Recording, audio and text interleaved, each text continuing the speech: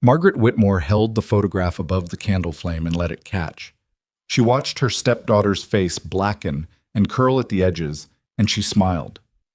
"There," she said, dropping the ash into the fireplace. "That problem is handled." Her daughter Vivian stood in the doorway, one hand pressed to her mouth, not in horror, in delight. "You actually sent her? Mother, he'll put her right back on the train." "That's the point." Margaret turned from the fire. "Clara comes home destroyed, and we never hear another word about fairness or inheritance again." Neither woman considered what would happen if they were wrong. They had spent 29 years underestimating Clara Whitmore. They would spend the rest of their lives paying for it. If you've ever been written off by the people who should have loved you most, stay with me. Like this video, drop your city in the comments so I can see how far this story travels, and subscribe so you never miss what comes next. The letter arrived on a Tuesday morning in October, and Clara found it because nobody bothered to hide it. That was how the Whitmore household worked. Things were left in plain sight precisely because Clara didn't matter enough to deceive carefully. The envelope sat on the silver tray in the foyer, already opened, her stepmother's habit, reading correspondence that wasn't hers. And when Clara carried the breakfast tray past, she saw her own name written in a stranger's hand. She set down the tray. She picked up the letter. She read it once, then read it again.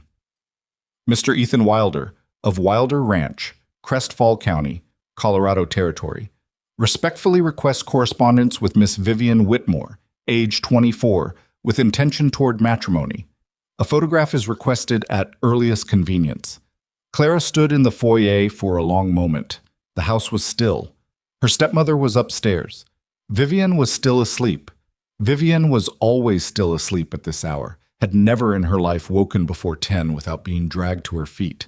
Clara had been awake since 5, had already started the kitchen fire, had already organized the morning post, had already done 3 things that nobody would ever notice or thank her for. She set the letter back on the tray exactly as she'd found it. She went back to the kitchen. She did not think about the letter again until she overheard the conversation that night. She wasn't supposed to hear it. She was in the narrow hallway outside the parlor, carrying a lamp back from the repair shelf, and the door wasn't fully latched, and voices carried.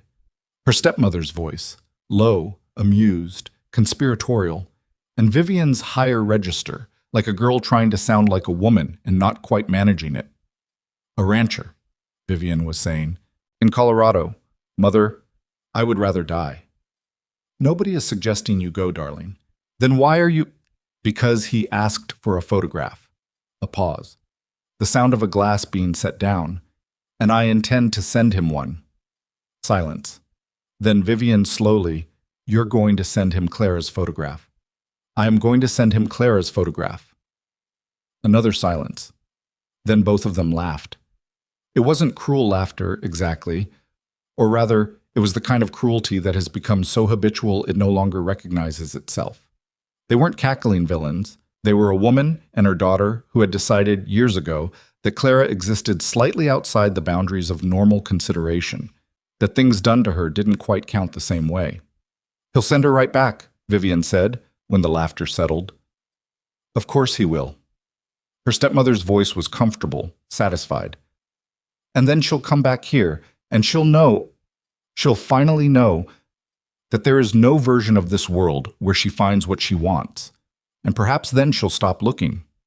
Clara stood in the hallway with the lamp. She stood there long enough that the flame began to gutter from her stillness. Then she walked back to her room, set the lamp on her desk, sat down on the edge of her bed, and pressed both hands flat against her knees. She was not crying. She had learned a long time ago that crying in this house only gave them material to work with. She was thinking. That was the thing her stepmother had never understood about her, had never tried to understand. Margaret Whitmore had decided who Clara was sometime around Clara's 10th birthday, when her father had still been alive and Clara had still been fighting for the space to exist in her own home. Margaret had looked at the girl, round-faced, quiet, more interested in her father's medical texts than in her appearance, more comfortable in the kitchen with cook than in the parlor with guests, and had made her determination, this one will be a problem. She wasn't wrong. Clara had been a problem, just not the kind Margaret anticipated. Clara reached under her mattress and pulled out the leather satchel she kept there. Inside it were three things: a small amount of money she had saved over 7 years of quietly keeping household accounts and identifying rounding errors her stepmother never caught, a collection of handwritten notes from Dr. Alton Marsh, who had been her father's physician and who, in the 3 years before his retirement, had tolerated her questions and eventually encouraged them, and a list. The list was old. The handwriting at the top was cramped and young-looking, the handwriting of a 22-year-old who had just buried her father and was trying to hold herself together by making lists. "Things I know how to do," the list said at the top. It was longer than most people would have expected. She read through it, not for comfort. She was past needing that kind of comfort, but for inventory. She was doing what she always did when something shifted, assessing what she had, what she needed, what the next step was. Because there was going to be a next step. She had understood that the moment she heard those two women laughing in the parlor. Not because she had a plan. She didn't, not yet. But because she understood something about herself that her stepmother had never grasped. Clara Whitmore was not a woman who stayed still. She'd survived 7 years in a house that wanted her small and silent. She'd educated herself in medicine through borrowed books and stolen hours and the patience of one kind old doctor. She'd managed a household budget that her stepmother thought she was managing herself.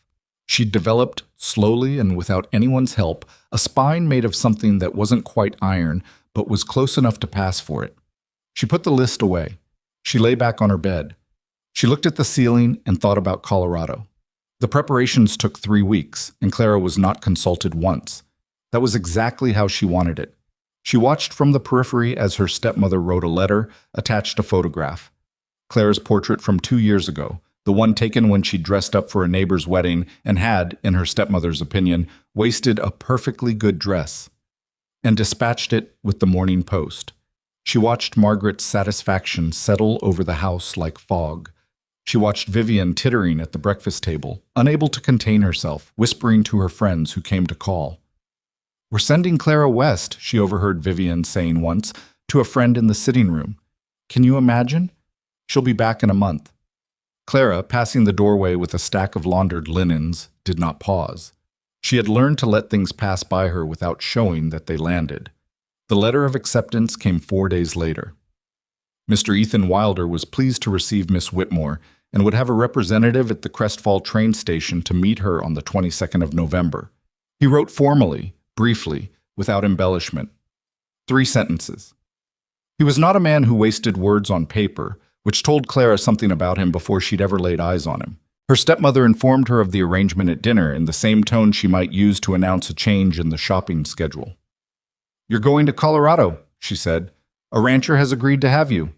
Vivian studied the tablecloth. Clara looked at her stepmother steadily. "All right," she said. Margaret blinked. She'd been prepared for tears or argument or the tight-lipped, wounded silence that Clara usually deployed. She hadn't been prepared for all right. "You'll take the train from Grand Central on the 15th, Margaret continued, slightly wrong-footed. "You'll have your trunk and what you need for the season." "Yes," Clara said. "He's a frontier man. It won't be what you're accustomed to." "I'm not accustomed to much." She said it without heat, just a statement of fact. Margaret didn't know what to do with it, so she went back to her dinner, and the subject was closed, and that was that.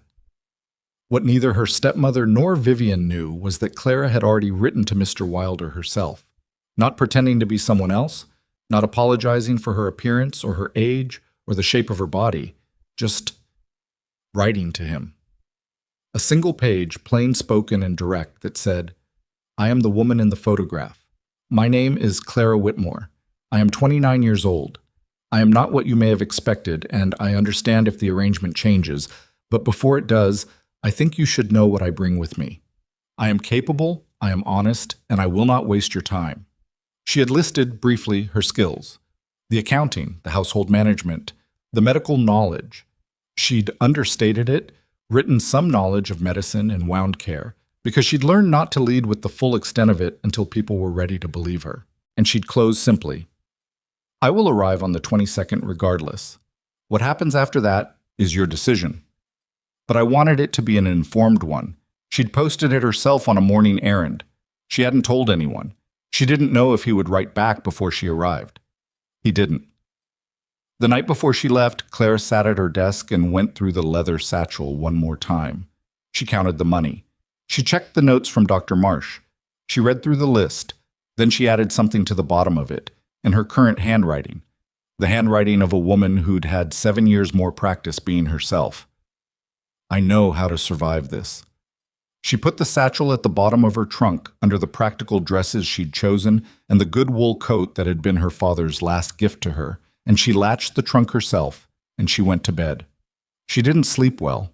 She hadn't expected to. Trains and unknown futures and men who had agreed to receive someone other than what was coming. These were not the conditions under which a person slept easily. But she lay there in the dark with her eyes open, and she thought, this is the last night in this house. Whatever happened in Colorado, whatever waited at the end of that train journey, she was not coming back here the way they expected. She would rather build a roof over her head out of flat stones on the open Colorado range than climb back up those front steps the way her stepmother was imagining. Broken. Defeated. Finally, permanently small. No, she thought. She said it out loud, alone in the dark, just to hear how it sounded. No. It sounded right. The train to Colorado was 3 days of cinders and coal smoke and terrible food sold on platforms by vendors who charged too much and smiled too little. Clara sat in second class. Her stepmother had purchased the cheapest available fare, which surprised no one, and watched the country change outside the window with the focused attention of someone who understood they were watching something important. New York fell away behind her. Pennsylvania mountains rose and flattened. Ohio spread out gray and brown under November skies. Indiana, Illinois. The Mississippi, wide and cold and startling. And then west, really west, where the land opened up in a way that Clara had only read about and now sat staring at with something she couldn't quite name. Not awe, exactly. Something more complicated. Something that had a little fear in it, and a little hunger, and a lot of, yes, this. More of this. She shared her compartment with a farm wife going to meet a daughter in St. Louis, a traveling dry goods salesman who talked too much for the first day and then gave up, and an elderly man who slept almost continuously and smelled powerfully of tobacco. None of them spoke to her much, which suited her. She spent the hours reading.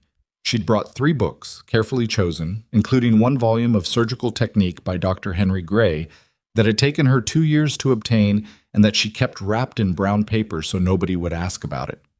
She spent hours watching the window. She spent time going over what she knew about ranch operations, which wasn't much, and about Colorado territory, which was more. She'd been researching for 2 weeks. The library on 43rd Street had a respectable territorial section if you knew how to ask for it, and Clara knew how to ask for things. She knew the elevation. She knew the winters. She knew what cattle operations in that region needed, what they struggled with, what usually went wrong. She'd read accounts written by women who'd gone west and survived and written about it afterward, and accounts written by women who'd gone west and not written about it afterward because they hadn't survived. She'd read those more carefully. She was not walking into this blind. She was not walking into this as a victim in waiting. She was walking into this as herself, which her stepmother had always considered a liability, and which Clara had decided, somewhere around her 25th birthday, to consider an asset. The train arrived in Crestfall 3 hours late on a gunmetal gray afternoon in November, when the air had that particular Colorado bite to it that the guidebooks described but couldn't quite prepare you for. Clara stepped onto the platform with her trunk and her satchel and her wool coat and stood very still while the world reorganized itself around her. The platform was busy and cold. A man with a handwritten sign stood near the station door, red-faced from the wind, stamping his feet to stay warm. The sign read, in large uneven letters, Whitmore. Clara walked toward him. He looked at her. His expression went through several things in quick succession. Surprise, confusion, the mental scramble of a man trying to reconcile what he was seeing with what he'd been sent to collect. "I'm Clara Whitmore," she said. "Are you from Mr. Wilder's ranch?" He looked at her for one more moment. Then he said carefully, "Yes, ma'am, I'm Hob, ranch foreman." "Good." She gestured to her trunk. "I'd appreciate help with that." Hob looked at the trunk, looked at her, opened his mouth, closed it, picked up the trunk. Clara followed him to the wagon. She sat in the wagon seat as Hob climbed up beside her and took the reins, and the horses began to move through the main street of Crestfall, and she watched the town with that same focused attention she'd given the changing country from the train window. She noticed things. She always noticed things. She noticed the new lumber on 2 storefronts and the weathered disrepair on several others. She noticed a woman in an apron watching the wagon pass from a doorway and not bothering to hide her stare. She noticed that Hob hadn't said another word since the platform, which meant he was either naturally quiet or was trying to figure out how to handle whatever was coming at the other end of this drive. "Does Mr. Wilder know about me?" she said. Hob looked straight ahead. "He received a photograph." "I mean the rest of it." A pause. "I don't know what the rest of it is, ma'am." "The letter I sent him 3 weeks ago." Hob's jaw moved. "I couldn't say." That meant no, or he didn't know, or neither of them was going to find out until they arrived. Clara looked back at the road ahead, rutted, frozen at the edges, the mountains behind the distant tree line, blue-white and immense, and absorbed that. All right, she'd find out when she got there. Wilder Ranch sat on a rise above a creek that had frozen solid at the banks, but still ran dark in the middle.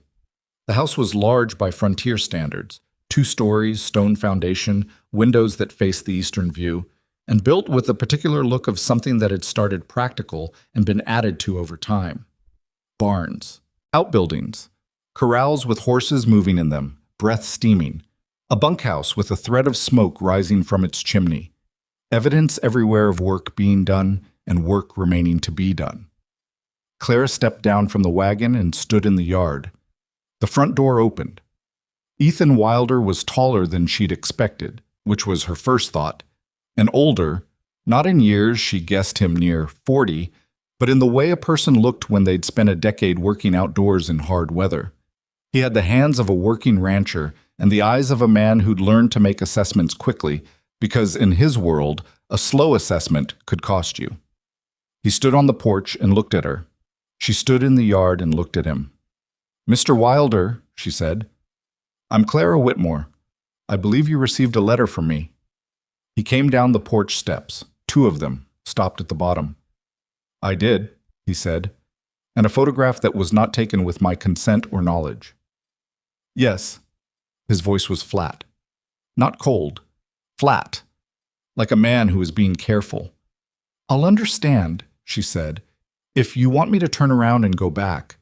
I won't pretend that isn't a reasonable response." She kept her voice steady. She was very, very good at keeping her voice steady when necessary.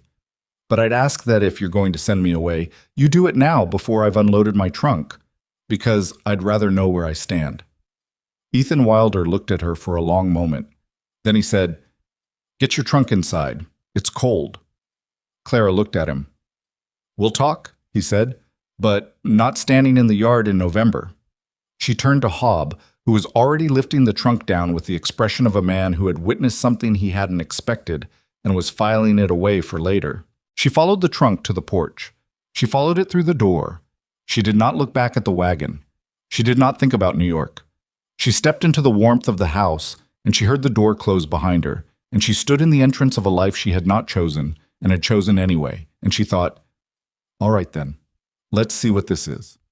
The house was warmer than she'd expected, and that surprised her, though she wasn't sure why it should have. She'd built up a picture of this place during 3 days on the train, assembled it out of what she'd read and what she'd imagined, and what she knew about men who built things from nothing on hard land. She'd pictured something spare, functional, a house that communicated clearly that it was a working structure and not a home. What she found instead was a front room with a stone fireplace taking up half the far wall, a good rug on the floor that had been quality once and was worn to honest shabbiness now, bookshelves, actual bookshelves, which she hadn't expected, lining the wall beside the stairs, and a kitchen visible through the open doorway that smelled of coffee and something savory that had been cooking since morning. It was not a beautiful house, but it was a lived-in one, which was different, and in Clara's experience more important. Hob had set her trunk down near the stairs and disappeared without being asked, which told her he'd developed a talent for knowing when not to be present. Ethan Wilder stood in the middle of the room with his arms crossed. Not aggressively, just a man who didn't quite know what to do with his hands in his own house, and watched her take it in. "Sit down if you want," he said. "Thank you." She didn't sit immediately. She was still reading the room, and she didn't apologize for it. "Coffee?" "Please." He went to the kitchen. She heard the sounds of a man who was comfortable in his own space, the particular efficiency of someone who didn't have to think about where things were. She used that 30 seconds to finish her assessment of the room, and then she sat down in the chair nearest the fire. Because she'd been cold for 3 days and her hands weren't entirely steady yet, though she'd eaten and wasn't about to let it show. He came back with 2 cups and sat down across from her in a chair that had the settled look of long use, the particular dip in the cushion, the worn armrests, and handed her a cup and didn't say anything immediately, which she appreciated. Men who filled silence just to fill it were exhausting. She'd lived with 2 of them for years.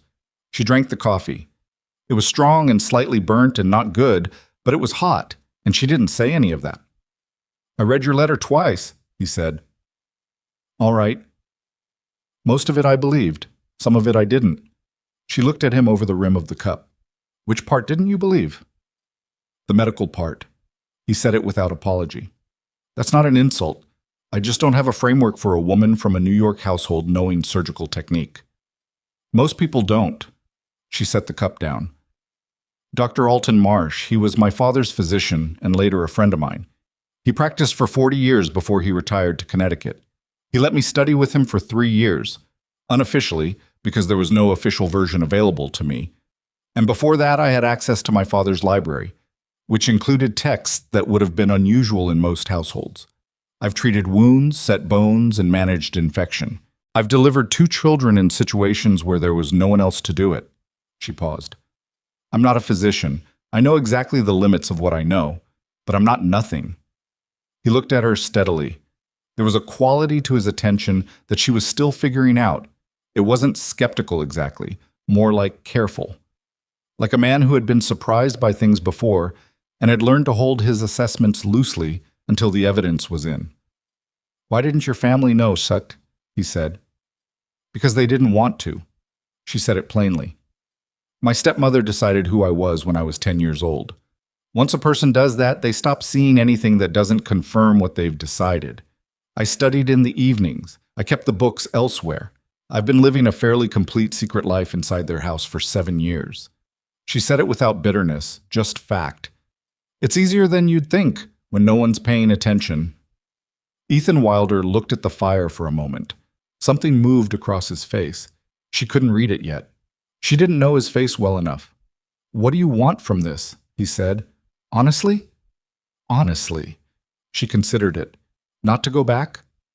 "That's not—" "I know that's not a plan. I'm getting to it." She held the cup in both hands. "I want what the letter said, an arrangement based on what I can actually contribute. I'm not going to pretend I came here for romance. Neither of us should pretend that. You sent for someone else's photograph for practical reasons, and I came because my only alternative was staying in that house and letting them finish the job of convincing me I was worthless." She looked at him. "But I'm also not nothing, and if you give me a fair chance to show you what I can do, I don't think you'll regret the arrangement." The room was quiet except for the fire. "You're very direct," he said. "I'm very tired," she said. "I've been indirect for 29 years. It didn't get me anywhere useful." Something happened at the corner of his mouth. Not quite a smile. The hesitation before one, maybe. "All right," he said. 6 weeks. She looked at him. 6 weeks, he repeated. "You stay, you contribute, we see how it works. After that, we decide what this is. Fair?" "Fair," she said. She meant it. 6 weeks was more than she'd had an hour ago. 6 weeks was something to work with. What Clara hadn't understood, coming in, was the particular social structure of a working ranch. The way it was its own small civilization with its own hierarchy and customs and undercurrents. She'd understood it abstractly from what she'd read. She had not understood it in the daily reality of walking into a bunkhouse yard and feeling 8 pairs of eyes track her across the frozen ground and knowing every single one of them was doing the same rapid calculation Hob had done on the platform, and not all of them were arriving at the same patient conclusion. The ranch ran with 12 hands in the winter months, more in summer. They had their own way of doing things, their own arrangements, their own opinions about what a woman from the East was likely to be good for on a working cattle operation in November. Those opinions were not secret. They were communicated with the particular efficiency of men who'd learned to work alongside each other in close quarters. A look exchanged, a shoulder turned, a conversation that stopped when she approached and restarted when she was past. She had expected it. That didn't make it comfortable. The housekeeper, a solid woman named Ruth Connolly, who had been with the ranch for 11 years and had an air of permanent skeptical reserve that Clara found she actually respected, had shown her to a room on the second floor and made clear, without saying so directly, that she would be watching. Not with hostility, with the watchfulness of someone responsible for the smooth running of a household who was not yet prepared to accept that this new element would be anything other than disruptive. "Meals are at 6, noon, and 5:30, Ruth said, standing in the doorway of the room. "Mr. Wilder takes his separately during the work week. The hands eat in the cookhouse." "Who cooks for the hands?" Ruth looked at her. "I do, along with everything else." Clara looked around the room. It was small and clean and cold, and the window faced the yard, which meant she would have a view of the daily operations, which suited her. "I'll help." "You don't need to." "I know I don't need to. I'm offering." Clara turned from the window. "I'm a capable cook, and I don't intend to sit in this room waiting for 6 weeks to pass." Ruth was quiet for a moment. "We'll see how the morning goes," she said, which was not a yes, but was not a no. And Clara had enough experience reading women like Ruth Connolly to know it was the closest thing to an opening she was going to get tonight. The morning went fine. The morning after that went better. By the end of the first week, Ruth had stopped standing slightly in front of the kitchen doorway when Clara approached it, and that was progress enough. The harder problem was the men. It wasn't that they were cruel. Most of them weren't, individually. There was a young hand named Denny who had a habit of dropping tools and couldn't look at her directly and turned red whenever she spoke to him, which she found more amusing than anything. There was an older man called Preach. She never learned his real name. Everyone called him Preach, who was polite in a deliberate way that communicated he'd made a decision to be polite and was holding to it through some effort. There was a man named Calder, who didn't bother with politeness in either direction and simply looked through her, which she found the easiest to manage because at least it was honest. And then there was Hob. Hob was the one she paid most attention to, because Hob was the one who mattered. He'd been foreman for 9 years, Ethan had mentioned in one of their spare, practical conversations over coffee in those first days. He ran the day-to-day. He knew every hand by temperament and habit and history. He knew the land and the cattle and the operation from the ground up. And when he spoke in the yard, the others listened. And when he was skeptical about something, that skepticism spread like weather. He hadn't been unkind to her. He'd also been waiting. She could feel it. She was being assessed by a man who was very good at assessment and who had learned the hard way. She guessed this from the way he held himself, the particular quality of his patience, not to decide about people too quickly in either direction. She'd been at the ranch for 9 days when the first real test came. It happened on a Thursday afternoon, mid-November, when the cold had settled in with the particular commitment that meant it wasn't going anywhere until March. She was in the kitchen with Ruth, working through the week's accounting. Ethan had mentioned, in passing, that the books were giving him trouble, and Clara had offered to look at them, and he'd said he'd think about it, and then the books had appeared on the kitchen table the next morning without further comment, which was how she was learning that Ethan Wilder communicated many things. When she heard the commotion in the yard, not an argument, something worse, a particular quality of urgency that had panic underneath it. Ruth heard it too. They looked at each other. Clara was out the door before Ruth had put down the dish she was holding. The yard was already gathering, 2 hands running from the south pasture, another coming from the barn at a pace that meant something had gone badly wrong. And there in the middle, with Hob and 2 others crouched over him, was a man down. She pushed through. "What happened?" she said. Not a question, a demand for information, and the particular edge in her voice made the nearest man step back automatically and answer her. "Fence wire," he said. "It snapped back. Got him across the arm and chest. He stopped.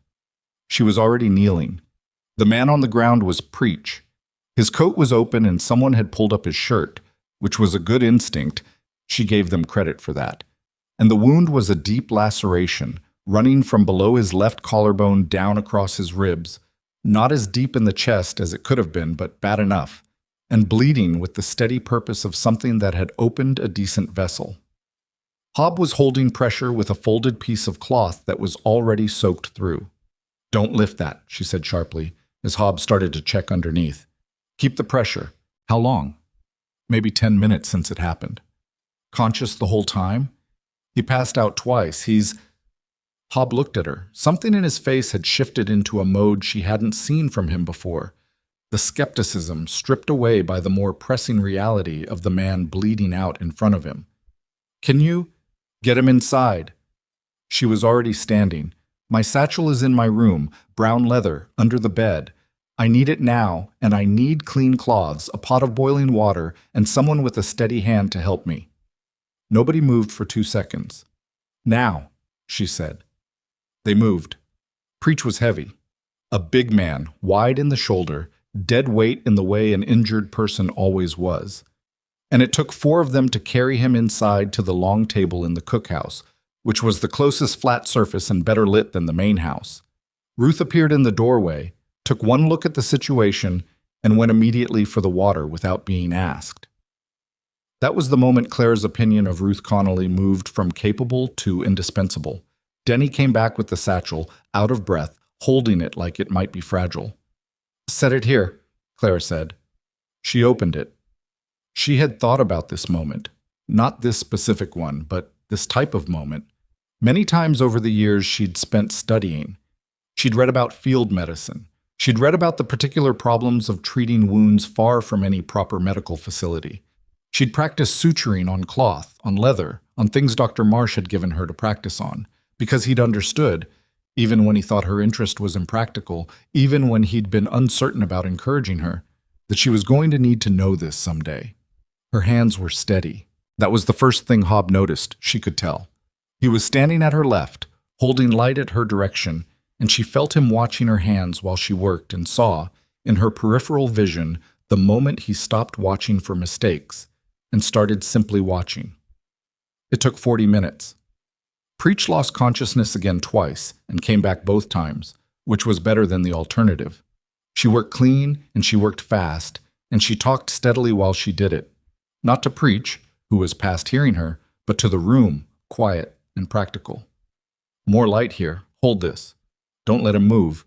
Because she'd learned that in a crisis, the people around you needed something to do, or they became a different kind of problem. When it was done, she sat back and looked at what she'd done, and checked it once, and then checked it again, because checking twice wasn't self-doubt. It was practice. "He needs to stay still for the next 3 days," she said. "The sutures are clean, but he can pull them if he moves wrong. He needs to drink everything you put in front of him. If he develops fever above—" She stopped, recalibrated to what was available here. "If he's hot to the touch by tomorrow evening, come get me immediately." The cookhouse was very quiet. She looked up. The men who'd crowded in the doorway, 5 of them, maybe 6, she'd stopped counting, were looking at her with expressions she didn't know how to read all at once. It wasn't the staring she'd gotten in the yard that first week. It was something different, reconfigured, like a picture someone had been holding at the wrong angle and had finally turned. Hob was still standing at her left. "Where did you learn that?" he said. His voice was careful. From a doctor who believed people should learn things that were useful. She was cleaning her hands with one of the cloths Ruth handed her. "I've been telling people about it since I got here. Most of them didn't quite believe me." Hob looked at her for a long moment. "No," he said slowly.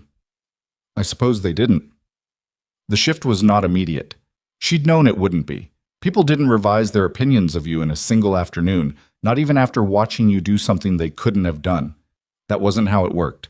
What happened instead was more gradual, a door opening slightly that had been closed, and then slightly more. And then you noticed one day that you were standing in a different room than the one you'd started in. Denny stopped dropping things when she entered the barn.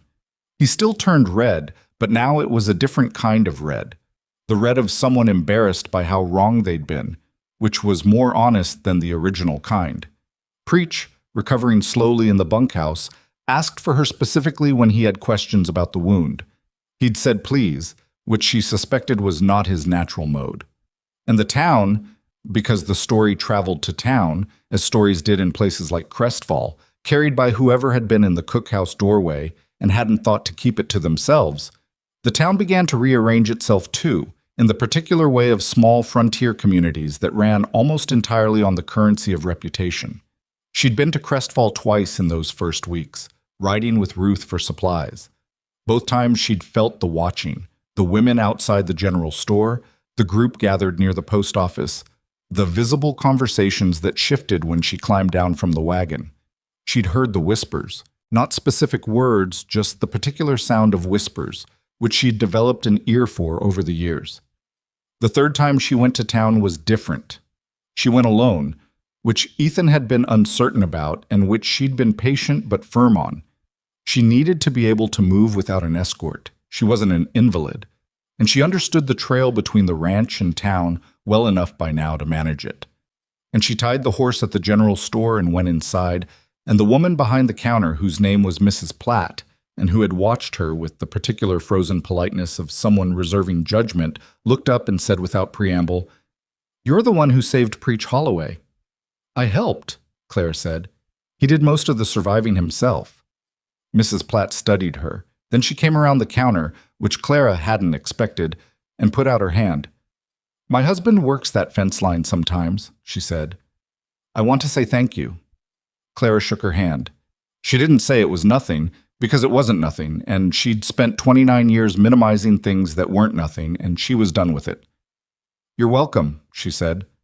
It was the week after that conversation, after the handshake with Mrs. Platt, after Hobb had started actually briefing her on the day's operations over breakfast instead of just reporting to Ethan while she sat nearby, after Ruth had begun asking her opinion on the supplies rather than simply informing her of what would be ordered. The Clara sat with Ethan over the account books in the evening, and they had their first conversation that went somewhere past practical. She'd found 3 errors in the accounts, not large ones, the kind that crept in when someone competent was being stretched too thin and the columns got ahead of them. She walked him through them. He watched her work, elbows on the table, coffee going cold at his elbow. "You said you managed household accounts," he said. "For 7 years." "This is more than household accounts." "Yes." She didn't elaborate. She'd learned from her father that when numbers were doing the talking, extra words were noise. He was quiet while she finished. Then, "My wife used to do the books." She looked up. He hadn't mentioned a wife before. She'd noticed the absence of the mention. Not one of the hands had referred to it either, which meant the subject had the particular silence of something everyone knew not to bring up. "I'm sorry," she said. 5 years ago. His voice was flat again, the careful flatness. "Fever. It was quick, which I was told I should be grateful for." He picked up the coffee cup, looked at it, put it down. "I wasn't grateful. I was just absent for about a year. Hobb kept things running." "That explains why Hobb runs things," she said. Something crossed his face. Not offense, more like the surprise of having something seen accurately that he thought was private. "Yes, he does. More than he should have to. He's good at it." "He is. Better than me, sometimes, in ways I'm still catching up to." He looked at the books. "She was better at these than I ever was, too." Clara looked down at the columns. It was a strange kind of intimacy, sitting here in the lamplit kitchen of a man's house doing the work his dead wife used to do. She was aware of it. She suspected he was aware of it, too, and that it sat in the room without either of them knowing exactly how to handle it. "What was her name?" Clara said. "Nora." He said it once, plainly. "She was from Missouri." She came out on a wagon train with her family and stayed when they went back. She was stubborn that way. Good quality. It was. He looked at the window. Dark now, the yard invisible, the cold pressing against the glass. She would have liked you, I think. She didn't have much patience for... He stopped. For people who made themselves smaller than they were, Clara said. He looked at her. My father used to say that, she said. He had a phrase for it. Women who made themselves small to fit in rooms that weren't built for them. She smoothed the edge of a page. He died when I was 22. After that, there was no one in the house who thought that way, and I spent 7 years trying to remember he'd been right. Ethan didn't say anything for a moment. Then, what would you do? If you could do anything with what you know. It was the first time anyone had asked her that. She understood it was deliberate, that he was asking because he actually wanted to know, not because he was making conversation. A proper clinic, she said, not a hospital, just a place where the women and children out here who can't get to a city have somewhere to go when something goes wrong, someone who knows enough to help. She heard how it sounded, large, impractical, half-formed, and kept going anyway. I know I'm not a physician. I know the limits of what I can do. But right now, the limit of what anyone can do out here is roughly nothing, and nothing is not acceptable. He didn't dismiss it. He sat with it, which was his way. She was beginning to understand that. He didn't respond to things quickly. He let them settle first. That's a large thing, he said finally. Most things worth doing are. He looked at her with that careful attention again, and for the first time since she'd stepped onto the platform at Crestfall Station, she felt something other than assessment in it. She didn't name it. It was too early to name it and too complicated to trust. She'd spent years learning not to reach for things before she understood them. But she felt it, and she went to sleep that night thinking about it in the practical way she thought about most things, turning it over, examining it, trying to determine what it was and what it required. And it was only after she'd turned down the lamp and the room was dark that she realized she hadn't thought once about New York. Not once since morning. She lay in the dark and listened to the ranch settle around her, the distant movement of horses, the wind against the stone walls, the deep quiet of a place that was work and difficulty, and cold, and underneath all of that something steady. Something she didn't have a word for yet. She pulled the blanket up. She slept better than she had in years. The 6 weeks ended on a Thursday, and neither of them mentioned it. Clara noticed the date. She'd been counting, not out of anxiety exactly, more out of the habit of a woman who had learned that arrangements with expiration dates needed tracking. And she'd woken that morning with a particular alertness, the way you woke on days when something was supposed to happen and you weren't sure if it would. She'd gone down to the kitchen. She'd helped Ruth with breakfast. She'd worked through the morning accounts and ridden out with Hob to check the east fence line, which had been giving trouble since the last hard freeze, and come back cold and tired and smelling of horse. And Ethan had been at the table when she came in, and he'd looked up and said, "The Henderson family's water line froze again. I need to ride over in the morning." And she'd said, "I'll go with you." And he'd said, "All right." And that was that. No mention of 6 weeks. No conversation about what had been decided. She went to bed that night understanding that the arrangement had simply continued, become something else without either of them formally declaring it, which was, she was learning, how Ethan Wilder handled most things that mattered to him. Not with declarations, with the simple persistence of action. She found she didn't mind. December settled in hard and the ranch went into its winter rhythm, which was not the slower pace Clara had expected from reading about frontier winters, but rather a different kind of relentless. The work compressed into fewer daylight hours, the cold making everything take longer, the animals needing more, and the equipment failing more often, and the supply lines from town becoming genuinely uncertain when the weather turned. She learned the winter the way she'd learned everything else here, by watching, then asking, then doing, and accepting that the doing would not go perfectly the first several times. She fell off a horse twice in December. The first time she got up and got back on without saying anything, and rode back with mud on her coat and her dignity intact, more or less. The second time, she twisted her ankle on the dismount and had to limp back to the house, and Ruth looked at the ankle and then at her and said, "You should have mentioned you didn't ride much." And Claire said, "I mentioned I could ride." And Ruth said, "That's not the same thing." And that was the closest they'd come to an actual disagreement in 2 months, which meant they were getting along better than most people. The ankle healed in a week. She rode better after that, or at least more carefully, which was its own kind of improvement. Christmas came and went with a particular frontier plainness, a meal better than the usual, a bottle of good whiskey that appeared on the table without explanation, and Ethan giving the hands 2 days off, which was apparently unusual enough that Denny looked genuinely shocked when he heard.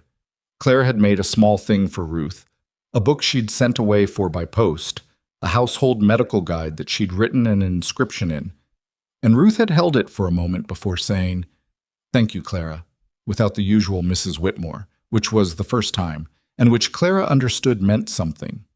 She'd written to Dr. Marsh in Connecticut. She'd been writing to him since she arrived. Letters full of cases, questions, things she'd encountered that were outside the neat territory of what she'd studied. He wrote back with the combination of sharpness and affection that had always characterized him. Your assessment of the Holloway laceration is essentially correct. In future, consider adding a second closure layer if the wound runs deeper than 2 centimeters. Also, Clara, I note you are sounding increasingly like a woman who has found her place, and I am not surprised by this. She'd read that letter 3 times. What she had not done, in any of those letters, was write to New York. She'd thought about it occasionally, not with longing, just with the sense of an unfinished thing sitting in a drawer. She knew that her stepmother had expected a letter by now, a letter of defeat. The particular letter that Margaret Whitmore had been engineering for years that would have said, in its bones, "You were right about me. I'm coming home." That letter did not exist. Clara was aware that the absence of it would be doing something back in that house on Fifth Avenue. She just hadn't expected the something to arrive quite so quickly, or in quite the form it did. The letter came in January. Not to her, to Ethan. She wouldn't have known about it if Ethan hadn't shown it to her himself, which he did that evening after dinner, setting it on the table between them, the way he set things down when he thought she needed to see them. Straightforwardly, without preamble, giving her the space to react before he said anything. She picked it up. The handwriting was her stepmother's. She recognized it before she read the name at the bottom, the particular flourished loops of a woman who'd had expensive penmanship lessons and considered it important. It was 3 pages. She read all of them. When she finished, she set the letter down and sat with it for a moment. It said, in the polished language of a woman who had experience using lawyers the way other people used weapons, several things. It said that Clara had been sent under false pretenses. It said that Ethan Wilder had been deceived, and that Margaret Whitmore felt it her duty to inform him of the full history. It said that Clara had a history of, and here the language became very careful, the kind of careful that was more damaging than outright accusation. Episodes of irrational fixation and unsuitable behavior that had been a source of considerable concern to her family for many years. It said that the family was prepared to make arrangements for Clara's return and would be grateful for Mr. Wilder's cooperation in ensuring her safe passage home.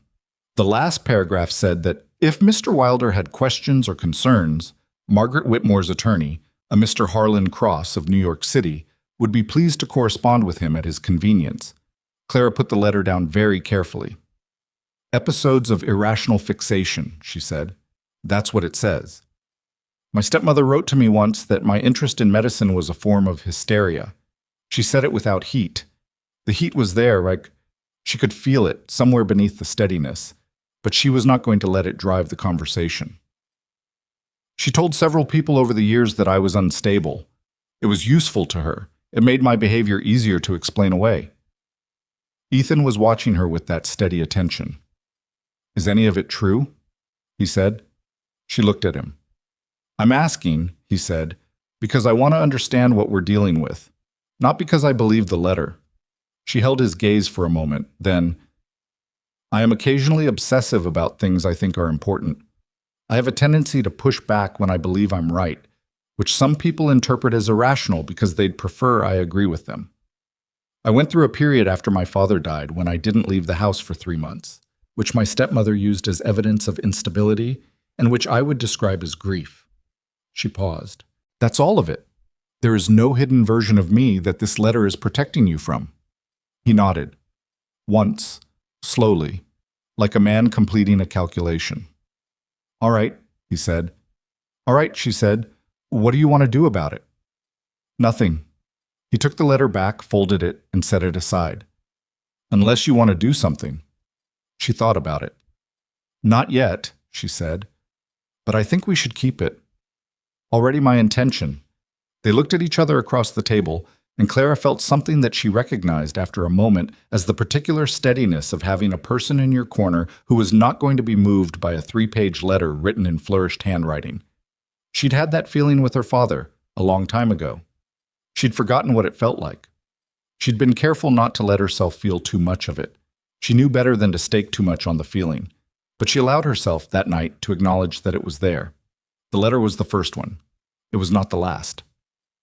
A second arrived in February, this one addressed to the county clerk's office in Crestfall, and they only knew about it because the clerk, a cheerful and indiscreet man named Albert Fenwick, mentioned it to the postmistress, who mentioned it to Ruth on the next supply run.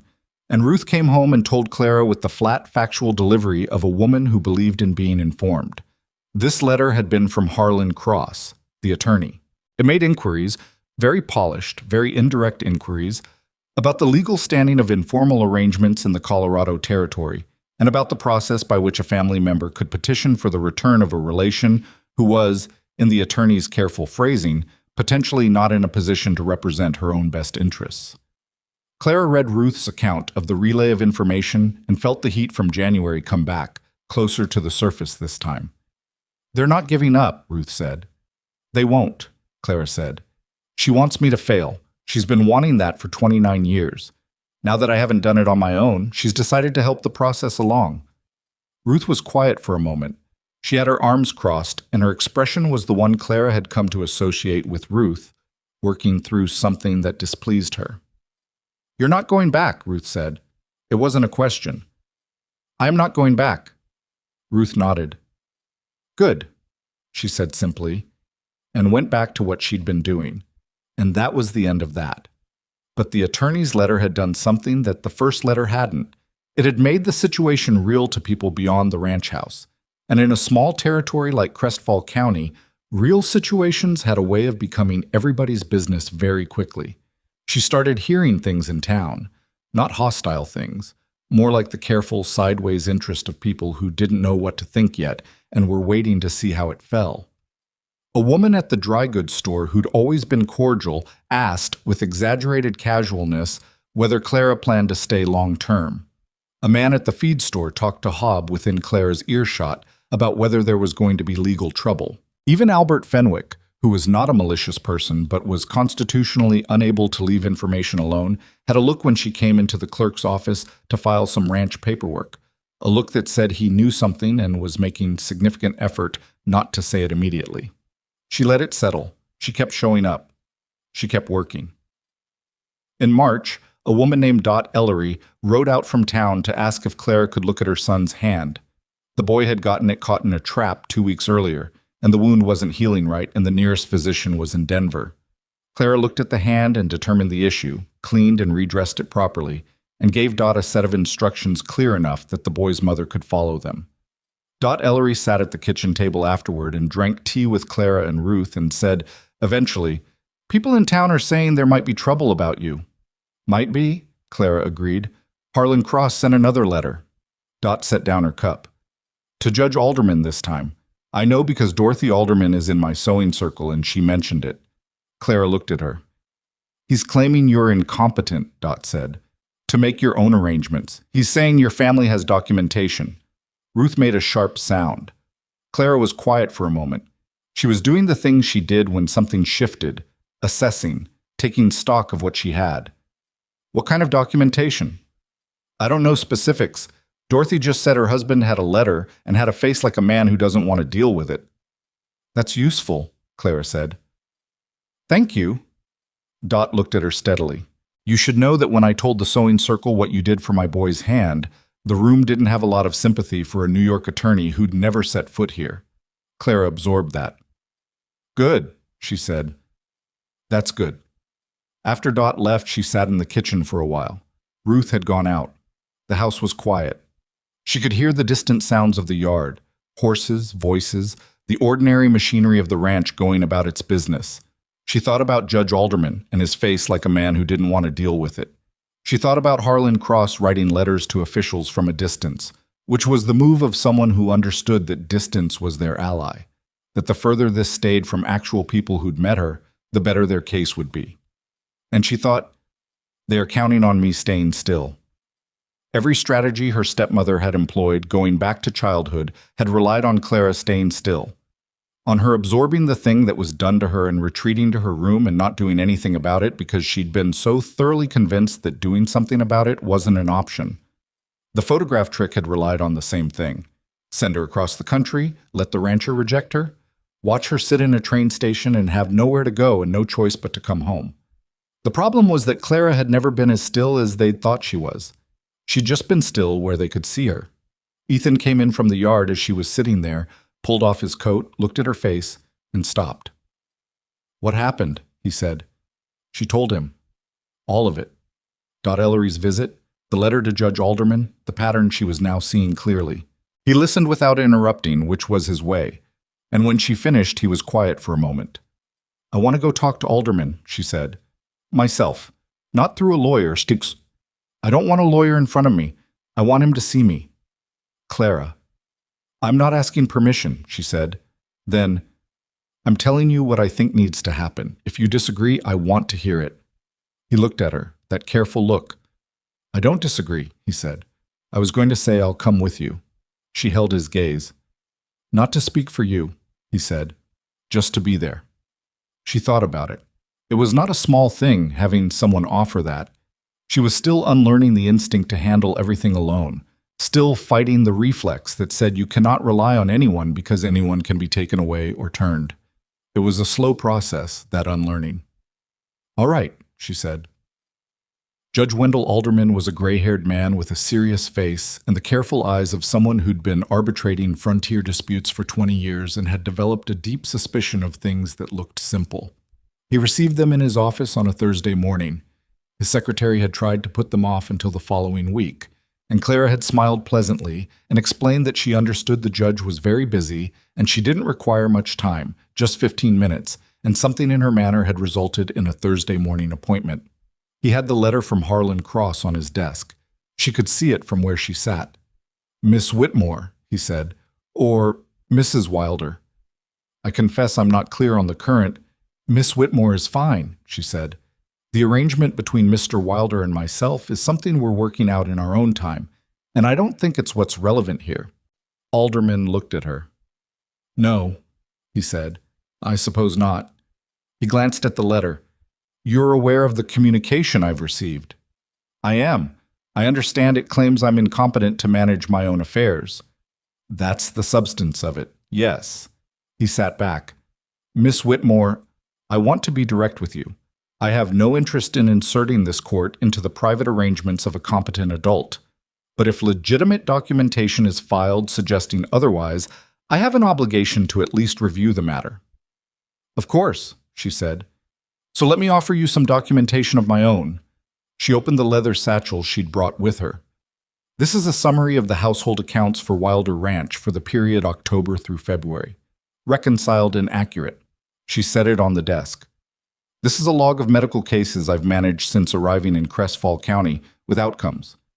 15 cases.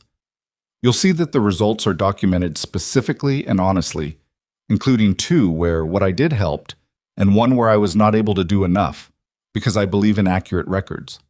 She set that down. "And this is a letter from Dr. Alton Marsh of Hartford, Connecticut, a physician with 40 years of practice, who can speak to my training and capability." She set the letter down last. Alderman looked at the stack.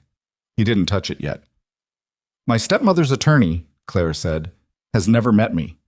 He has documents prepared by a woman who has been trying to make me small for 20 years. What he does not have is a single witness from this county, not one person who has observed my behavior over the past 4 months, who will tell you I am anything other than competent." She held his gaze. "I would ask you to consider that before you agree to put this matter on your docket." Alderman was quiet for a moment. He looked at the stack of documents. He looked at her. Then he looked at Ethan, who had, true to his word, sat through the entire exchange without saying a word. "Mr. Wilder," the judge said. You've been silent. She's handling it, Ethan said simply. Alderman looked at Ethan for a moment with the expression of a man recalibrating something. Then he looked back at Clara. He picked up the top document, the accounts, and spent a moment looking at it with the attention of a man who understood numbers. This is thorough, he said. I know. He set it down. He folded his hands. I'll review the communication from Mr. Cross. I'll review what you've brought me. I'm not going to make any determinations today, and I'd ask you not to expect that. He paused. But I'll tell you this, Miss Whitmore. In 20 years on this bench, the arguments that have held up have generally been the ones made by people who showed up in person. The arguments that haven't, he tapped the cross letter lightly, have generally been the ones made by people who never came here because they assumed they didn't need to. Clara looked at him. Thank you, Judge. Don't thank me yet. But there was something in his voice that was slightly less careful than it had been at the start. She picked up her satchel. She stood. Ethan stood beside her. They were at the door when Alderman said, Miss Whitmore.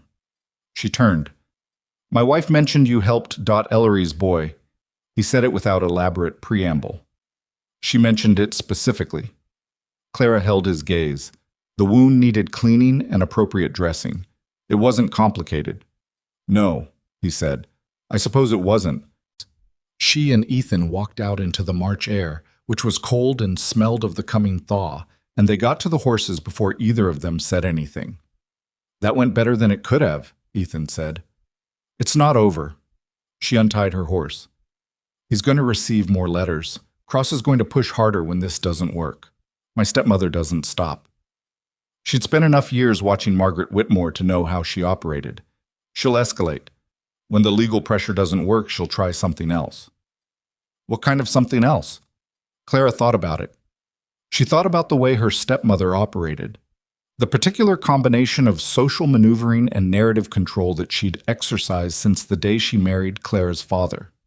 She thought about the conversation she'd overheard over the years, the way Margaret had managed the family's reputation in the careful terraces of New York society. She'll come here, Clara said, or she'll send someone. She'll decide that paper isn't enough and she needs a person on the ground. Ethan looked at her over the back of his horse. When? He said. Spring, Clara said, when the passes are easier. She mounted up. She'll want to see this place for herself. She'll want to see what she's dealing with. She turned the horse toward the road back to the ranch. The thing about my stepmother, she said as they started to ride, is that she's only ever seen me in a context she controlled. The house, the social situations, the places where she set the rules and held the advantages. She looked at the road ahead. She's never seen me here. Ethan was quiet for a moment. That's going to be a problem for her, he said. Yes, Clara said. It is. They rode back through March air that was sharp and clean and smelled of distance, and Clara held the reins and felt the particular steadiness that came from having done a thing that needed doing. Not perfectly, not with certainty of outcome, but honestly and with her whole self present. She hadn't been afraid in that office. She'd been nervous, yes. She'd have been a fool not to be, and she wasn't a fool. But underneath the nervousness there'd been something solid, something she'd been building since October, in the kitchen and the cookhouse and the account books and the frozen fence line and the conversations in the lamplight and the letters from Dr. Marsh and the handshake with Mrs. Platt. She knew what it was. She'd known for a while. It was the feeling of a person who was standing in the right place. It didn't mean the right place was safe. It didn't mean the right place was easy. It didn't mean the letter from Harlan Cross wasn't going to cause more trouble before it stopped causing trouble, or that Margaret Whitmore was going to fold simply because one judge in one Colorado county had looked at a stack of accounts and an honest medical log and said, "This is thorough." It just meant she was not moving. Whatever came next, and she knew something was coming, could feel it in the shape of the thing, the way you felt weather before it arrived. She was not moving. She was right here. She had been right about spring. Margaret Whitmore arrived on the second Thursday of April on the afternoon stage from Denver, and the fact of her arrival preceded her by 2 days.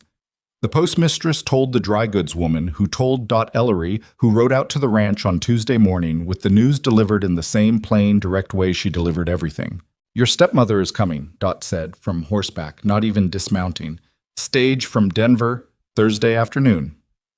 Clara was standing in the yard with a bucket she'd been carrying to the barn. She set it down. "Thank you, Dot." "You need anything?" "Not yet." She looked at the horizon, the way she'd developed a habit of doing out here. A frontier habit, she'd noticed, the particular instinct to read what was coming from a distance before it arrived. "But I'll let you know." Dot nodded once and rode back the way she'd come. Clara stood in the yard for a moment.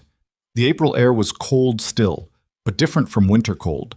There was movement in it now, the smell of the ground coming back to itself, the particular quality of a world that had been frozen solid for months and was beginning to remember it didn't have to be. She picked up the bucket and went to the barn and finished what she'd been doing, because the horses needed water regardless of what was coming. And she'd learned in this place that the most stabilizing thing you could do when something threatened was to keep doing the work in front of you. She told Ethan that evening. He was at the table with the week's supply ledger when she came in. She sat down across from him and said, "She's arriving Thursday. My stepmother." He put the ledger down. "I expected this," she said. "We both did." "Yes." He looked at her. "What do you want to do?" "I want to meet the stage," she said. "Myself. Alone." He was quiet for a moment. "Clara." "I need her to see me first," she said. "Not us. Not the ranch and you standing in front of it. Me. I need to be the first thing she encounters when she gets off that stage, because everything she's planned is built around the assumption that I'm still the person I was in New York." She held his gaze. "I need to correct that assumption before she has time to set her footing." He looked at her for a long moment. The lamp was burning low between them, and the house was quiet around them. Ruth had gone to bed, the yard was still. And in that quiet, she could see him working through it, holding it the way he held things. "All right," he said. "But I'm in town." "In town is fine." "Not at the stage, but in town." "Yes," she said. "In town is fine." She slept badly on Wednesday night and didn't pretend otherwise. She lay in her room with the window dark and listened to the ranch and tried to do what she usually did. Inventory, assessment, what she had, and what she needed. But her mind kept sliding sideways into the particular territory of memory that she generally kept the door closed on. Her stepmother's voice. Specific things said at specific moments. The photograph burning at the edges over a candle flame, which she hadn't witnessed but could see clearly anyway, had been able to see it since the moment she understood what had been done. She got up at 4 and went to the kitchen and made coffee and sat with it in the dark until the sky began to go gray. And Ruth came down at 5:30 and looked at her and the cold coffee and said nothing, just made fresh and set it in front of her and got on with the morning. That was Ruth. That was what 7 months of living alongside someone who understood work and silence had given her. She thought about it for a moment, sitting there. The specific texture of what she had here, what had accumulated in 7 months without her quite noticing it accumulating. She thought about Hob, who now briefed her on ranch business as a matter of course, and who had said to her once, in the spare way he said important things, "You see problems before they're problems. That's not common." She thought about Denny, who had stopped being embarrassed around her and had started asking her questions about medicine with the specific curiosity of a young person who'd discovered there was more to know than he'd thought. She thought about Preach, who was fully healed and who brought her small things sometimes. A piece of interesting rock from the east pasture, a jar of something his sister had sent from Kansas, without explaining why, because Preach was a man who expressed things in objects rather than words. She thought about Ethan. She thought about Ethan for longer than she meant to, and then she picked up her coffee and finished it and went to get dressed, because Thursday was here and the stage came in at 3 and she needed to be ready. Margaret Whitmore stepped off the stage in Crestfall at 3:17 in the afternoon, wearing a traveling suit that had cost more than most families in this county spent on clothing in a year, and she looked at the town the way a person looked at a thing that had surprised them by existing at all. Clara was standing on the platform. Her stepmother saw her immediately. Their eyes met, and Clara watched the sequence of things that moved across Margaret's face, Surprise, the rapid concealment of surprise, then the particular hardening that was her stepmother's preferred armor. Margaret came down the stage steps with the help of the driver, arranged herself, and looked at Clara with the assessment of a woman who had spent 30 years deciding what things were worth and communicating her conclusions immediately. "Clara," she said. "Margaret," Clara said. That was new. She had never called her stepmother by her name in her life. She'd been trained out of it at 10 years old. "You will call me mother, and you will do it correctly." She watched her stepmother register it and decide what to do with it. "You look well," Margaret said, as if this was a mild disappointment. "I am well." Clara kept her voice even. "Do you have bags?" "The driver has them." Margaret looked past her at the town. "I've arranged to stay at the hotel." "There's one hotel," Clara said. "Fenwick's, on the main street. I'll walk with you." Margaret looked at her again. The same rapid assessment, the same looking for something. Whatever she was looking for, she hadn't found it yet.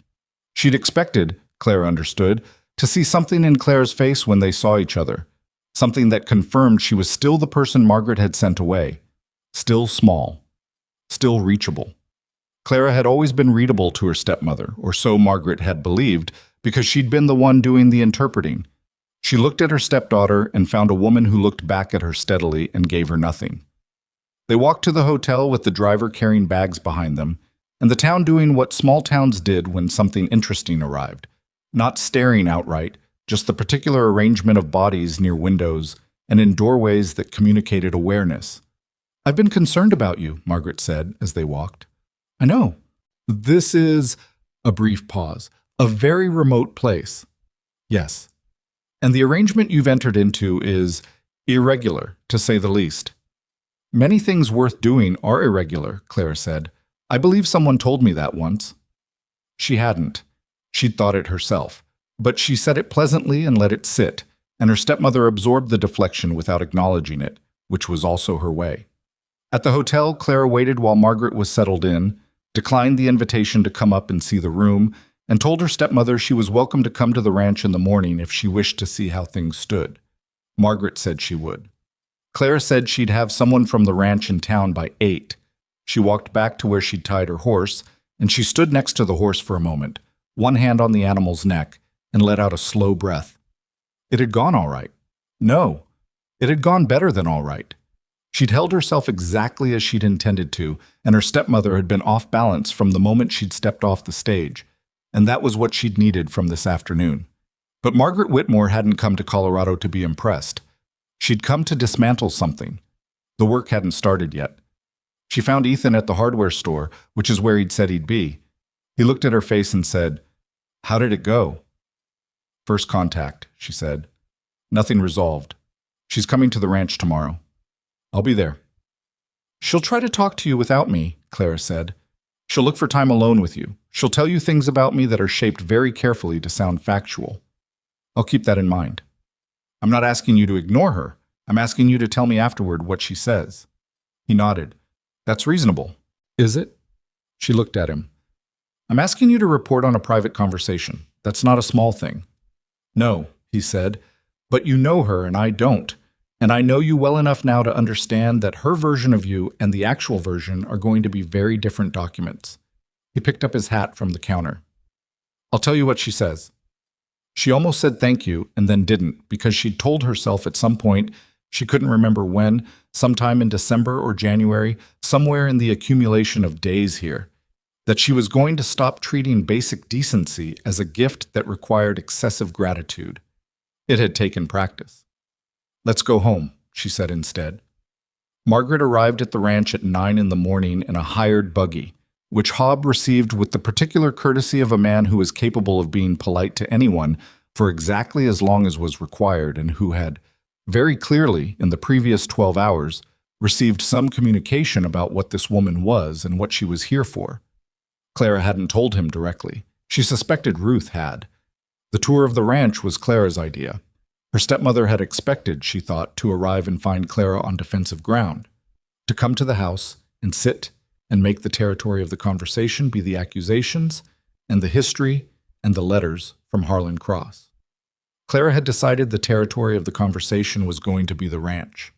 She took her through the kitchen first, where Ruth was managing the morning with efficient calm and acknowledged Margaret with the precise courtesy of a woman who had taken a clear-eyed measure of the visitor and was not disclosing her opinion of it. Then the account room, where Clara showed her the books, not explained them, showed them, because the books were the clearest possible argument.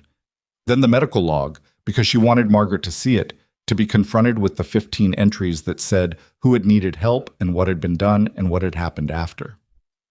Margaret looked at the log with the expression of a woman who had encountered something inconvenient. "You've been practicing medicine," she said. "I've been providing care when there was no one else to provide it." Clara closed the log. "It's not the same thing, and you know it. The legality has not been questioned by a single person in this county." Clara looked at her. "Including Judge Alderman." Her stepmother looked at her steadily. There it was. The thing Clara had been watching for. The moment when Margaret Wilder recalibrated. She was an intelligent woman. That was the thing. Clara had never disputed that. She'd learned most of what she knew about reading a room and managing a situation from watching her stepmother operate, even when it was being operated against her. Margaret switched approaches. Clara had known she would. "I've been speaking to Ethan," she said. "I expected you would be. He's a practical man." Margaret set the log down. "He's been honest with me about certain things." Clara said nothing. She waited. "He told me," Margaret said carefully, "that the original arrangement was entered into under false pretenses, that the photograph was unexpected." "He told you what you already knew," Clara said, "since you created the false pretense." Clara, "I'm not angry about it anymore," Clara said. "I want you to understand that. Not because I've forgiven you. I haven't decided about that yet. But because I'm not going to let anger at you shape how I live. I wasted too many years doing that." She held her stepmother's gaze. "What I am is clear, about what you did and why, and what it tells me about the value of your opinion of me." Margaret was very still. "You sent me here to be rejected," Clara said, "and I wasn't. And instead of accepting that and leaving it alone, you've spent the last 4 months trying to accomplish the rejection through other channels. Letters, legal language, consultations with a judge who looked at what I've built here and saw no grounds for your petition." She paused. "Why?" The question surprised her stepmother. Clara could see it, the slight shift, the crack in the careful composure. "Because you don't belong here," Margaret said, and for the first time in the conversation, her voice had dropped the polished layer. It was still controlled, but beneath the control there was something raw. "You never belonged anywhere. You've always been difficult, strange, too much of some things and not enough of others, and you've never—" She stopped. "Never fit what you wanted," Clara finished. "You've never fit anywhere." "I fit here," Clara said simply. Margaret looked around the account room. Then she looked at her stepdaughter. And for a long, strange moment, something happened that Clara hadn't anticipated. A crack in the architecture that her stepmother had built and maintained for 20 years. She looked at Clara and she saw, really saw, something that wasn't the story she'd been telling. She looked at her and her face did something that wasn't quite any of the expressions Clara had catalogued over the years. "Your father would have—" she started. "Don't," Clara said. Not harshly, but firmly. "Don't bring him into this. You don't get to use him." Margaret closed her mouth. "He believed in me," Clara said. "He was the only person in that house who did. And I have spent 7 years carrying that forward without him, and I'm not going to let you reach backward and put your hands on it." The room was quiet. Then Margaret said, very quietly, "Harlan Cross is filing a formal petition on Monday." Clara felt it.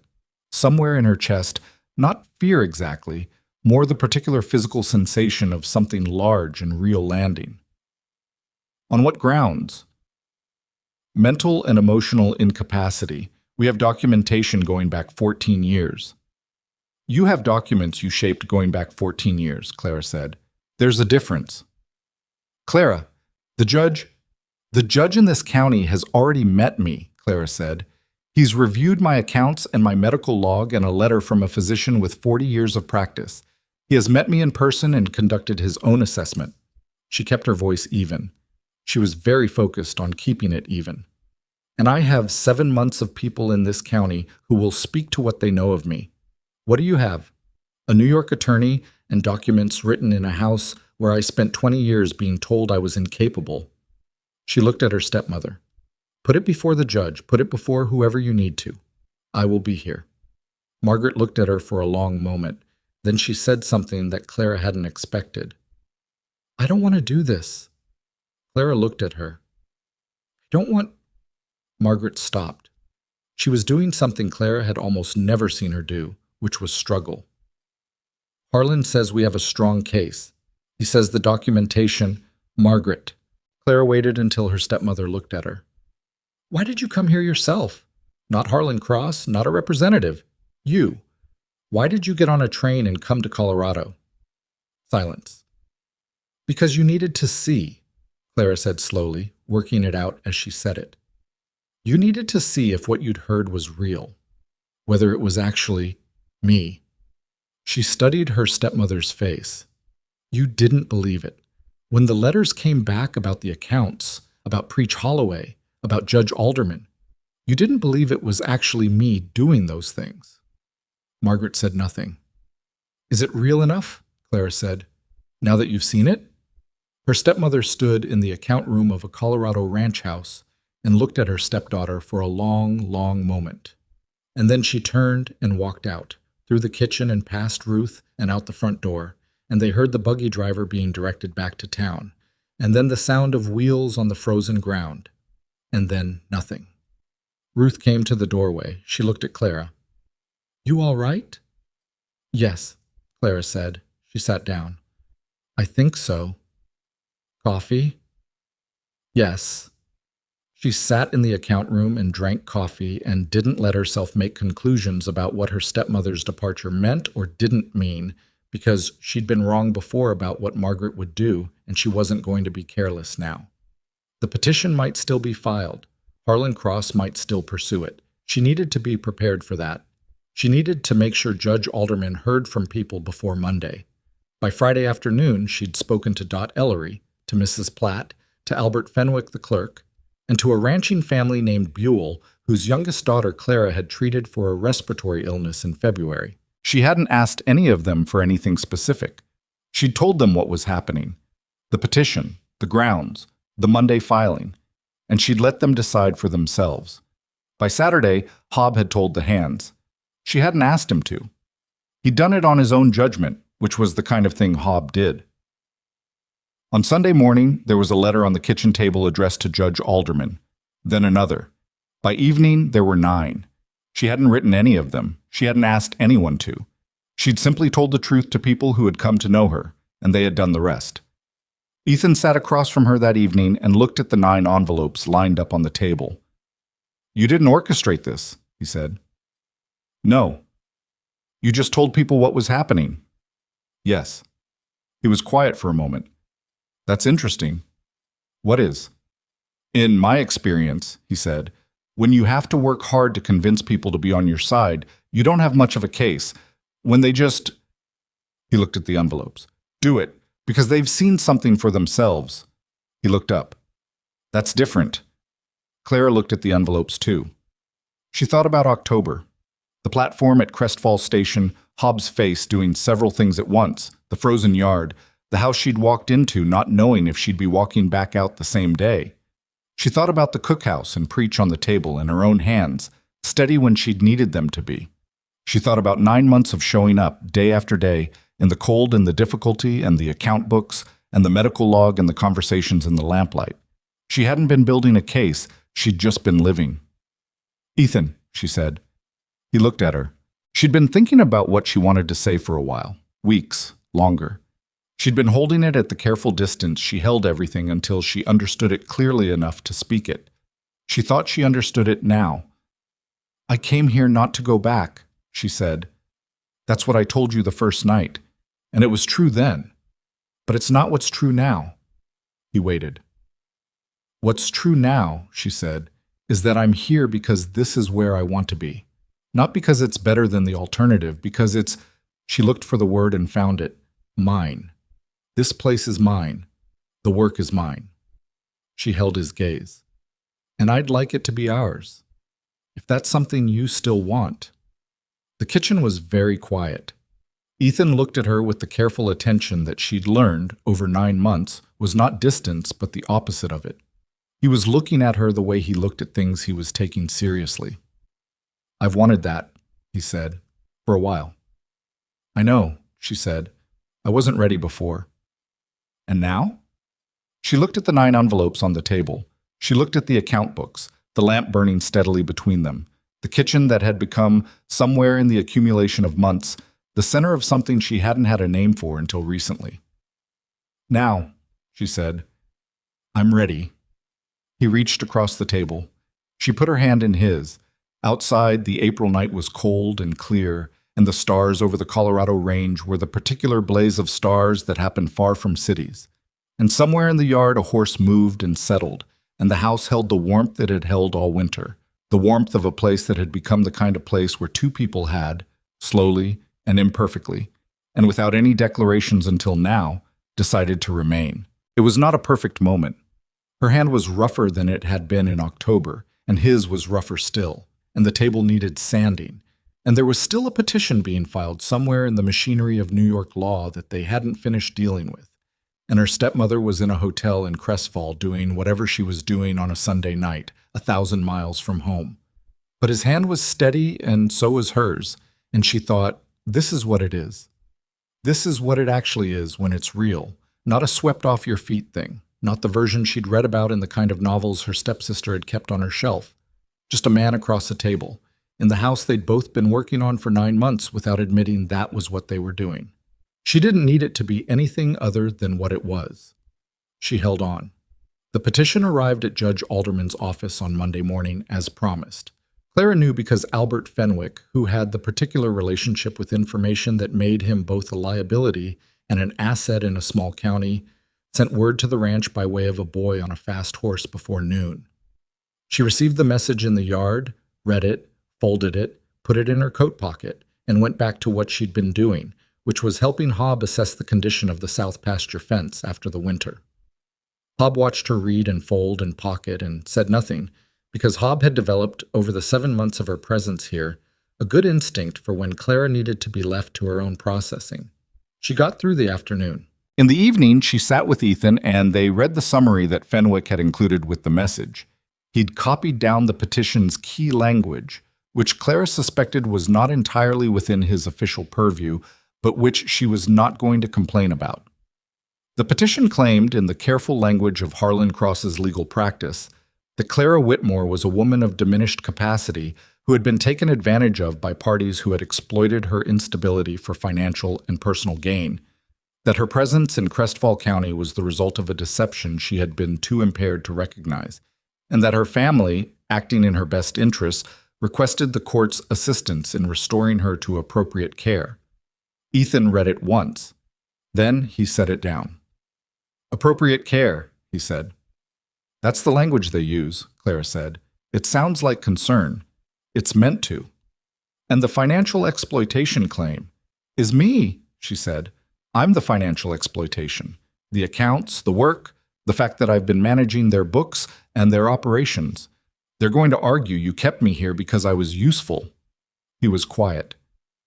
"It's actually a fairly intelligent argument," she said, "if you didn't know me. The judge knows you. The judge has met me twice." She kept her voice even. "I'm not saying he'll believe it. I'm saying we need to be prepared for the hearing to be more complicated than it should be, because Harlan Cross is not an unintelligent man, and he has been practicing this kind of law for a long time." She'd thought about this all afternoon. The shape of it. The particular challenge of a legal argument built not on evidence, but on interpretation. On taking real things and framing them in the worst possible light. Her years of hidden study, obsession, her medical work, exploitation of her labor. Her move from New York, desperation. Every true thing made to carry a different meaning. She knew how to fight it. She just needed the room to do it. "I want to speak at the hearing myself," she said. Ethan looked at her. "I know that's not the usual approach," she said. "I know the expected thing is an attorney speaking on my behalf, and me sitting and looking appropriately composed. But the entire architecture of their argument depends on me being someone who cannot speak for herself.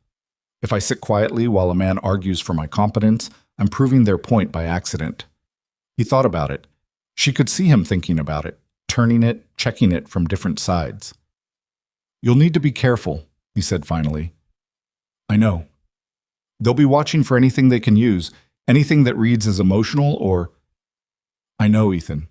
She said it with a slight edge and then caught herself. I know. I've been navigating this woman's interpretations of my behavior for 29 years. I understand the calibration required. He held up a hand, not in defense, but in acknowledgement. I know you do. I'm not doubting you. He paused. I don't want you to have to be more careful than any person should have to be. That's different from doubting your ability. She looked at him. It was such a specific thing to say, such a particular kind of understanding, not just of the situation, but of the particular exhaustion of it, the particular unfairness of a world where competent women had to perform their competence twice as cleanly as anyone else, where being right wasn't enough, and you also had to be right without appearing to feel anything about it. Thank you, she said, for knowing that's different. He nodded once. She went to bed that night and slept in the uncertain way of someone whose mind keeps returning to the same set of calculations, running through the hearing, the likely questions, the points of vulnerability, the 9 letters that had gone to Alderman's office, Dr. Marsh's letter, the accounts, the medical log, the faces of people she'd come to know in this county and what they'd seen of her. She didn't sleep well, but she slept, which was something. The hearing was set for the following Thursday. In the 4 days between, something happened that Clara hadn't organized and couldn't have. It started with Preach. He came to her on Tuesday morning, hat in hand, literally hat in hand, which was not Preach's usual mode, and stood in the kitchen doorway and said, I heard about the hearing. Yes, she said. I'm going to be there, he said. She looked at him. You don't need to. I know I don't need to. He settled the hat. I'm going anyway. By Wednesday, she knew of 11 people who planned to attend. Not because she'd asked them. She hadn't asked anyone. Because word traveled in Crestfall the way it always did, through the channels of a community that was, when it came down to it, made up of people who paid attention to who showed up when things went wrong. Preach had told Denny. Denny had mentioned it to his family, who had their own reasons for paying attention. His mother had been one of Clara's cases in February, a bad fever that Clara had sat through the night managing because there was no one else. Dot Ellery told her sewing circle. Mrs. Platt told her husband, who told 2 other men at the feed store. It wasn't an organized thing. It wasn't a campaign. It was just people deciding, individually and without coordination, that they had something to say about this and they were going to go say it. Ruth heard the count on Wednesday evening and came to find Clara in the account room. She stood in the doorway and said, 23 people are planning to come to that courtroom Thursday morning. Clara looked up from the papers she'd been reviewing. Not counting ranch staff, Ruth added. Clara held that for a moment. 23 people. In a county where she'd arrived as a stranger 8 months ago, where she'd been stared at on the street and whispered about in the dry goods store, and assessed with the particular wariness of a community that had learned to be careful about who it trusted. 23 people. Ruth, she said.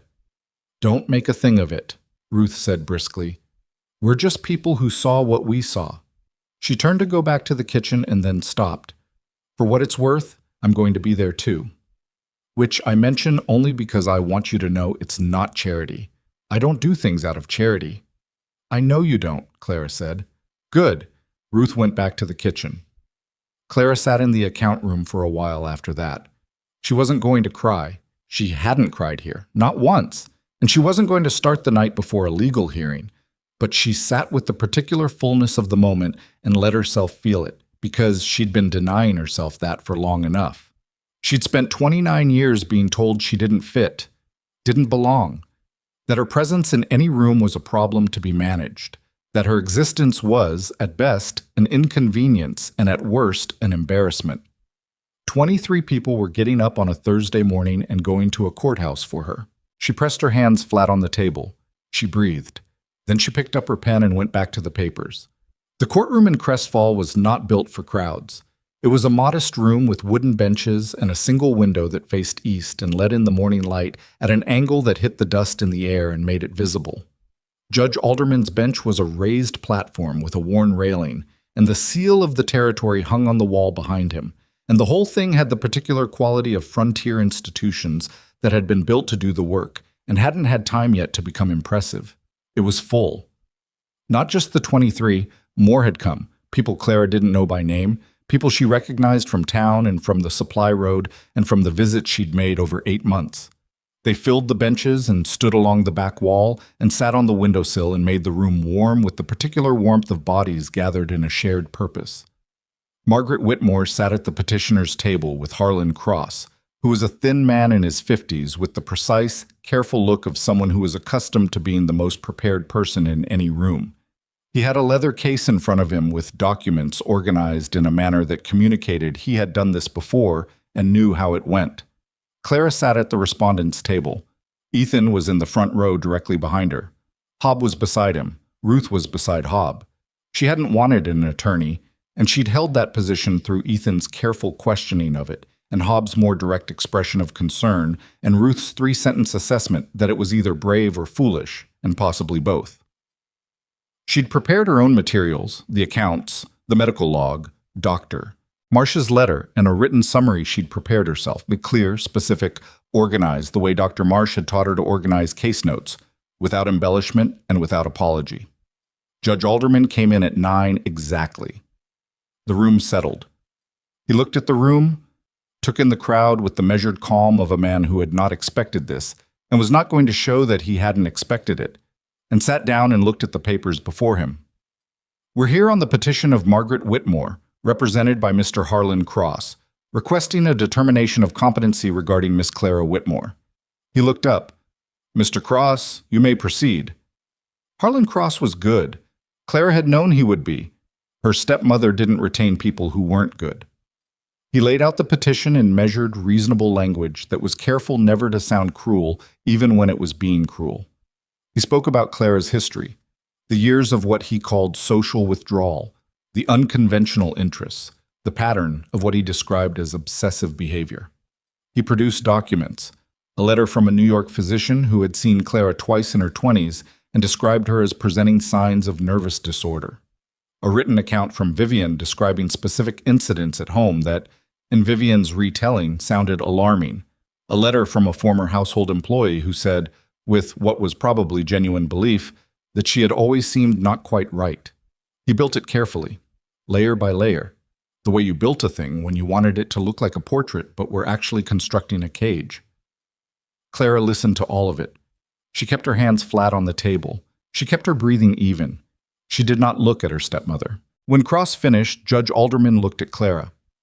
Miss Whitmore, you've chosen to represent yourself. I have, Your Honor. That's your right. Proceed. She stood up.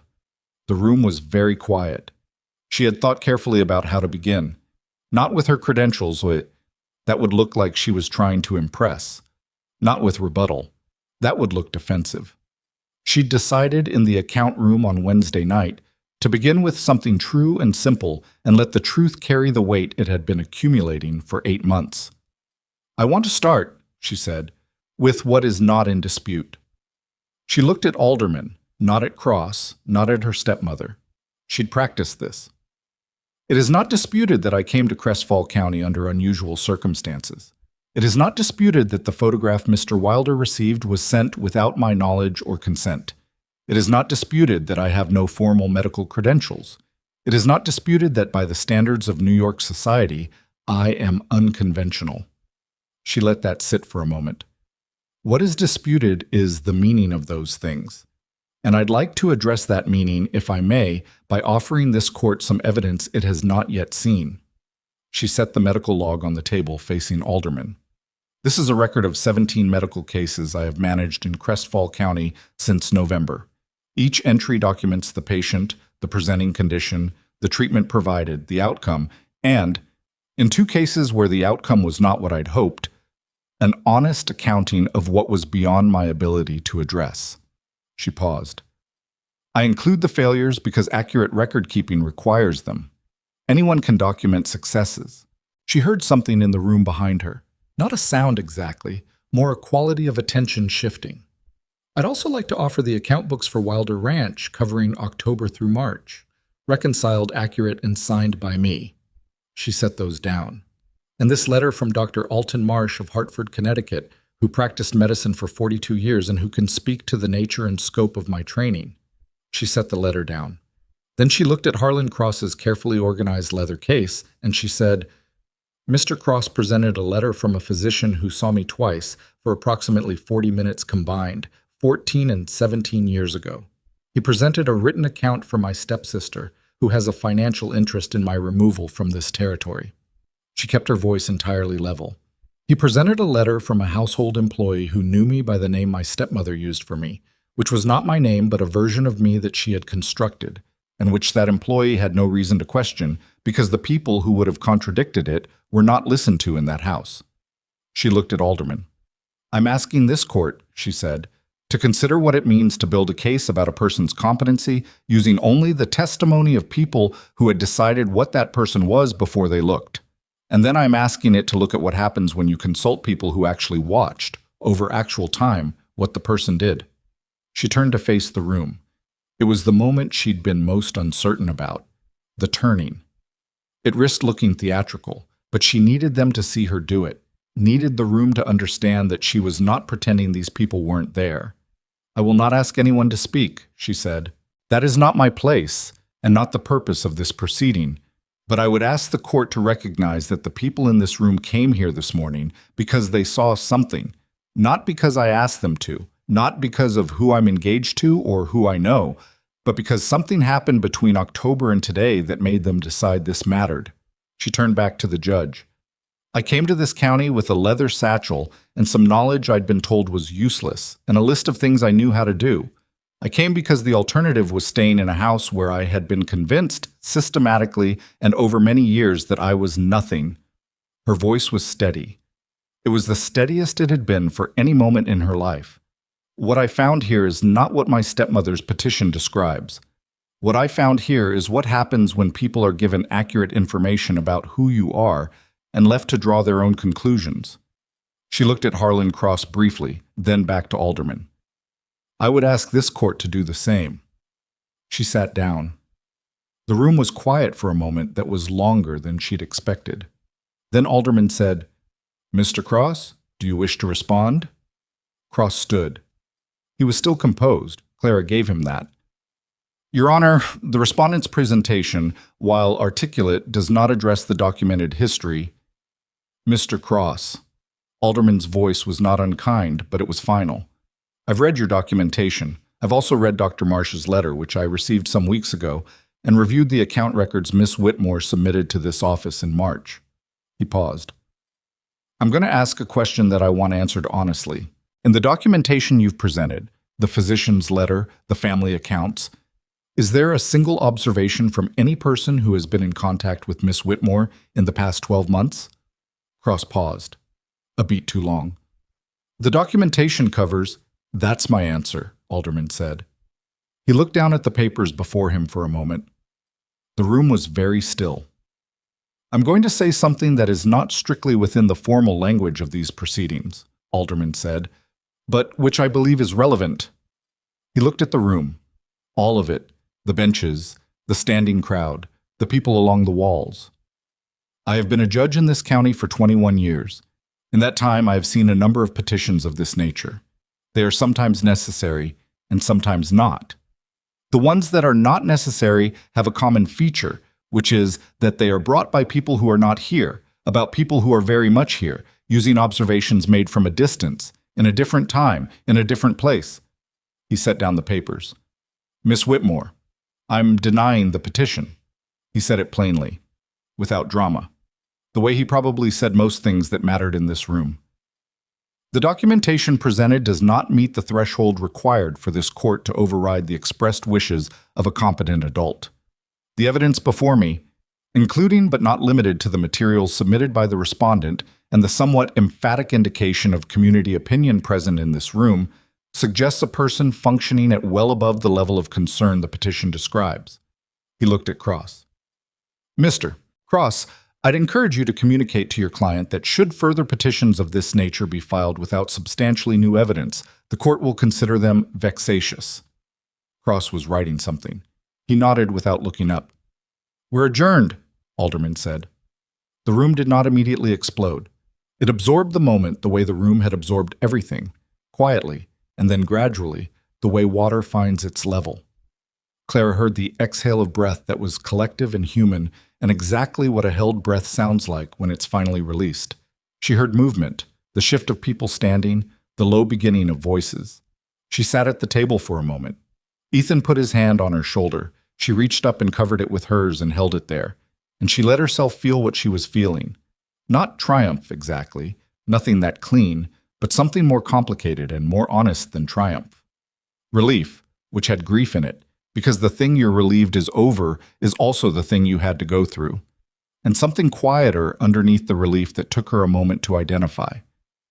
It was the feeling of having been believed. Not accepted because she'd worked hard enough, or been useful enough, or made herself small enough. Just believed. Seen clearly and believed. She hadn't known, until that moment, how much of her life she'd spent without it. She stood up. She turned around. Preach was there, 2 rows back, his hat in his hands again. He gave her one nod. Just one, but it meant several things. Dot Ellery was behind him, and she smiled, the direct, uncomplicated smile of a woman who was glad this had gone the way it went. Mrs. Platt had come with her husband after all, and he was a man Clara had never met formally, and he nodded at her with the look of someone who had come to see something and had seen it. Denny was near the back. He looked like he might cry, which Clara filed away as something she would never mention to him. Ruth was already moving toward the door with the practical efficiency of a woman who had done what needed doing and was ready to get back to work. She caught Clara's eye as she went and gave a small, decisive nod. Hobbs shook her hand. Just that. A handshake, firm and brief. But Hobbs' handshakes, she'd learned, were not small things. She looked for her stepmother. Margaret Whitmore was still at the petitioner's table, talking to Harlan Cross in a low voice. Her back was partially to the room. Clara watched her for a moment. The set of her shoulders, the particular posture of a woman working through something she hadn't planned for. Clara walked over. Cross saw her coming and straightened slightly, the alert posture of a man preparing to manage a situation. Clara didn't look at him. Margaret, she said. Her stepmother turned. They looked at each other. The room was clearing around them, voices and footsteps moving toward the door, and in another minute they'd be the last ones in this space, and that felt right somehow. That the ending of this particular thing should happen in a room that was emptying back to quiet. I'm not going to tell you I don't understand why you did it, Clara said. I do understand. I understand that you married a man with a daughter you didn't know what to do with, and the easier solution was to decide there was nothing in that daughter worth the effort. She paused. I'm not saying I forgive you. I don't know yet what I'm going to do with everything you've done, but I'm also not going to carry it forward as my primary occupation. She held her stepmother's gaze. I have other things to do. Margaret looked at her. That same cracked open look from the account room, the one Clara hadn't expected and couldn't quite categorize. She looked like a woman who had come a very long way to win an argument and had discovered in the process that the argument was about something she hadn't understood. Your father, Margaret started. I know, Clara said. He would have... I know. She looked down for a moment, then back up. He spent a lot of years trying to navigate between you and me. I think it was harder on him than either of us knew. I don't want to keep making things harder for people than they need to be. She straightened. Go home, Margaret. I'm not going to pursue anything against you. I'm going to stay here and do the work. That's all I want. Margaret Cross said something to Cross without looking at him, and Cross collected his leather case and moved away with the discreet efficiency of a professional giving party space, and Margaret stood in the emptying courtroom and looked at her stepdaughter. You're really not coming back, she said. It wasn't an accusation. It was the sound of something finally landing, finally understood, in the cellular way that things are understood when you stop arguing with them. No, Clara said. I'm really not. Her stepmother looked at her for one more moment. Then she turned and walked out, and the door closed behind her, and that was the end of a particular chapter of Clara's life that she had been trying to close for a very long time. She stood in the empty courtroom for a moment. Then she walked out into the April light. The spring moved forward the way springs did on the range, not gently, but insistently. The cold retreating in irregular bursts, and the land coming back grudgingly, and then all at once. Calving season hit in late April with the specific relentless quality of a thing that happened on its own schedule and waited for no one. And Clara learned cattle in April the way she'd learned everything here, which was by being present and useful and willing to be wrong until she wasn't wrong anymore. She wrote to Dr. Marsh in May. She wrote to him about the hearing and about the work and about the plan she'd been developing, slowly, in the account books and in the evenings, and in the conversations with Ethan over the kitchen table that had become, without ceremony, the way they made decisions about things. She wrote, "I want to build the clinic, not eventually. This year, if we can manage it. I want to know what you think I'd need, minimum, to make it something real. Not what I'd need to make it perfect, what I'd need to make it functional. There's a difference, and I've stopped confusing them." Dr. Marsh wrote back 3 weeks later, a long letter, the longest he'd ever sent her. It was practical and specific and organized, and ended with, "You've always had what this requires, Clara. I should have said so more clearly when you were sitting in my office asking questions I pretended to find presumptuous. I was wrong to pretend that. The questions were good." She read that last paragraph twice, and then put the letter in the leather satchel that had traveled with her from New York, that had been under the bed and then on the shelf, and that she would keep, she'd decided, for the rest of her life. The building for the clinic went up in June. It had been a supply shed, solid stone foundation, good roof, better bones than it looked from the outside, and Ethan had offered it the way he offered most things that mattered to him, which was without making the offer feel large. "The shed on the east side's not being used for anything we can't move," he'd said one evening. "If you want it." She'd stood in the shed the next morning and looked at the space and thought about what Dr. Marsh had said about minimum viable and what she knew about what this county needed, which was not a hospital and was not a physician's office and was something in between those two things that didn't quite have a name yet. Hobb helped convert it. She hadn't asked him. He'd appeared one Saturday morning with 2 of the hands and a plan for the interior that was better than the one she'd been developing, because Hobb understood physical space the way he understood most things, which was with a precision that looked effortless and wasn't. They worked for 3 weekends and 2 full weeks in between, and Ruth donated supplies from what she described as her surplus, without specifying that she'd ordered extra of those specific supplies last month.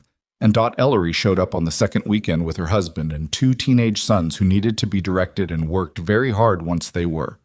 By the end of June, it was a room. A real room. Clean, organized, with a proper examination surface and supply storage and a desk where she could sit and write and do what Dr. Marsh had always told her was as important as the treatment itself, which was the record. She held no ceremony when it opened. She didn't put a sign up for the first week because she wasn't sure what to call it yet, and she wasn't going to name a thing before she understood what it was. The first patient came because Dot Ellery told someone, and that someone told someone else. And a woman named Helen Barr rode in from the north side of the county with a child who had a respiratory infection that hadn't cleared, and Clara treated the child and wrote it in the log and told Helen to come back in 10 days. And Helen looked at the room and the supplies and said, "Is this going to stay?" "Yes, yes," Clara said. "Good," said Helen. "There's a woman on the North Road who's been needing someone to look at her hip for a year." "Send her," Clara said. She sent her. Then she told someone else, and that person told someone else. And by August, Clara was seeing 8 to 12 people a week and had begun training 2 women from town who had expressed interest, not in becoming physicians, but in becoming the kind of people who knew enough to help in the situations where helping was possible. This was the thing she'd told Ethan back in those first months, the thing she'd described as a plan, back when it was still more vision than plan. She'd thought she'd have to explain it more, argue for it more, convince people of it more. What she'd found instead was that the need had always been here. The need had been waiting. She'd just been the thing that showed up to meet it. She and Ethan were married in July, on a Thursday, in the front room of the house with Ruth and Hobb and the hands, and Dot, Ellery, and Mrs. Platt, and Albert Fenwick, and Judge Alderman himself, who performed the ceremony with the same measured calm he brought to everything, and who had a very different look on his face than the one he'd had the first time she sat across from him in his office. It was not a large wedding. It was not an elegant wedding. The food was good because Ruth was responsible for the food, and Ruth did not accept mediocrity in her kitchen, but the flowers were wildflowers that Denny had collected from the east pasture and arranged with more enthusiasm than skill. And the dress was a good dress that Clara had ordered from Denver, and which fit well enough, and which she intended to wear again rather than preserving it. They did not write elaborate vows. Neither of them was built for elaborate vows. What they said was simple and specific and true, the way the best things between them had always been. And when it was done and they were standing in the front room in the particular light of a July afternoon with the people they'd made themselves belong to, Clara looked at Ethan and thought, this is what the real version looks like. Not the version in the books, not the version anybody expected. This one. She was not unchanged. That was the thing about transformation that people in stories sometimes got wrong. They described it as a completed state, a before and after, a woman who had been broken and was now whole. Clara was not a completed state. She still had mornings where the cold settled in her chest and she lay in bed longer than she should. She still caught herself, sometimes, in the middle of a room, waiting for someone to tell her she'd done something wrong. She still wrote lists, obsessively, specifically, because lists were how she held herself together when things felt large. She was impatient, often. She pushed harder than was always wise. She had a tendency to make decisions and then inform people of them rather than consulting first, which had been a survival mechanism in the Whitmore house and was occasionally a problem in a marriage. Ethan was not a perfect man either. He withdrew when things were hard in ways that left her standing in a room talking to the shape of where he'd been. And he had a stubbornness that was admirable in a rancher and maddening in a husband. And he didn't say what he meant quickly enough, and she said what she meant too quickly. And they had to figure out how to live in between those two things. They figured it out, imperfectly and continually, the way you figured out the things that were worth figuring out. In October, 1 year from the day she'd stepped onto the platform at Crestfall Station with her trunk and her satchel and her wool coat, she walked out to the rise above the ranch on a morning that had the particular clarity of early Colorado autumn, the light at that angle that made everything look like it was being paid attention to. She could see the house from here, the barns and the corrals and the yard where she'd stood that first day while Hob looked at her with the expression of a man recalibrating. She could see the east side of the property where the clinic stood, the smoke from its chimney. She'd had a wood stove put in for the fall, catching the light. She could see the pastures where the cattle moved in their slow, purposeful way, and the fence lines she'd helped repair and the water lines she'd helped assess, and the particular evidence everywhere of work that had been done and work that was ongoing. She stood on the rise and she thought about the woman who had stood in a hallway in a house on Fifth Avenue with a lamp that was guttering and heard two women laugh and understood that she was being sent away to fail. That woman had been real. She didn't want to pretend otherwise, didn't want to do the thing where you look back at who you were and find only the person you've become. The woman in that hallway had been frightened and exhausted and held together by something that was more stubbornness than confidence. And she'd been right about very few things except the most important one, which was that she was not going to stay still. What she hadn't known in that hallway was what it felt like to be known. To have your actual self, not the self someone had decided you were, but the one you actually were, with all the inconvenient specificity of your real qualities, to have that self be the thing people responded to. She hadn't known because she hadn't experienced it. You couldn't know a thing you'd never had the evidence of. She had the evidence now. That was what she'd carry forward, not the triumph of the courtroom. Though that had mattered, she was honest enough to know it had mattered to have a judge say the word denied and mean it. Not the wedding, not the clinic, not the accounts, and the medical log and the letters from Dr. Marsh. All of those were real, but what she would carry was the knowledge underneath all of them, the thing that all of them were evidence of. That the people who decide you are nothing do not get to be right just because they say it longer and louder and with more authority. That the only way to disprove them is not to argue, but to go somewhere they don't control and become, in front of witnesses, whatever you actually are. She'd had to travel 1,000 miles to find her witnesses. That was the particular geography of her story. Other people found theirs closer to home, or carried them from childhood, or built them out of nothing in rooms that tried to be empty. The distance didn't matter, the witnesses mattered. She'd spent 29 years without them. She thought about the women she was training in the clinic, Sarah, who was 24 and sharp and asked better questions than Clara had expected, and Nell, who was slower but more careful, and who would outlast Sarah in the long run for exactly that reason. She thought about what it meant that they would have, from the beginning, someone who treated their interest as valid. Not a grudging private education stolen in evenings. Not a set of notes from a doctor who taught her in secret because there was no other way. A room, a proper room, where the knowledge was treated as something they had every right to. She couldn't fix what had happened to her. She could make it less likely to happen to them. That was enough. That was the right kind of enough. The kind that had more work in it than she could finish in one life, which meant it would last. She heard boots on the path behind her. She recognized the particular rhythm of Ethan's walk, unhurried, which meant things were fine back at the house, and he'd come up here because he knew where she was and had come anyway. He stood beside her. They looked at the ranch in the October morning, both of them. "You're thinking," he said. "I'm usually thinking." "I know, this is different thinking." She smiled, though she wasn't looking at him. "Inventory," she said. "I take stock sometimes, to remember where things started." He was quiet for a moment. "And where do you put it? When you're done taking stock?" She thought about it, really thought about it, the way she thought about things that deserved real thought. "I put it here," she said finally. She pressed her hand to her coat, over her sternum. Not a dramatic gesture, just a specific one. Not as something to carry around, just as something to know. She lowered her hand. "It's the difference between weight and ballast." He looked at her. "Weight pulls you down," she said. "Ballast keeps you level when the water moves." She looked at the clinic smoke, the yard, the mountain line behind everything. "I need to know where I started. Not to go back.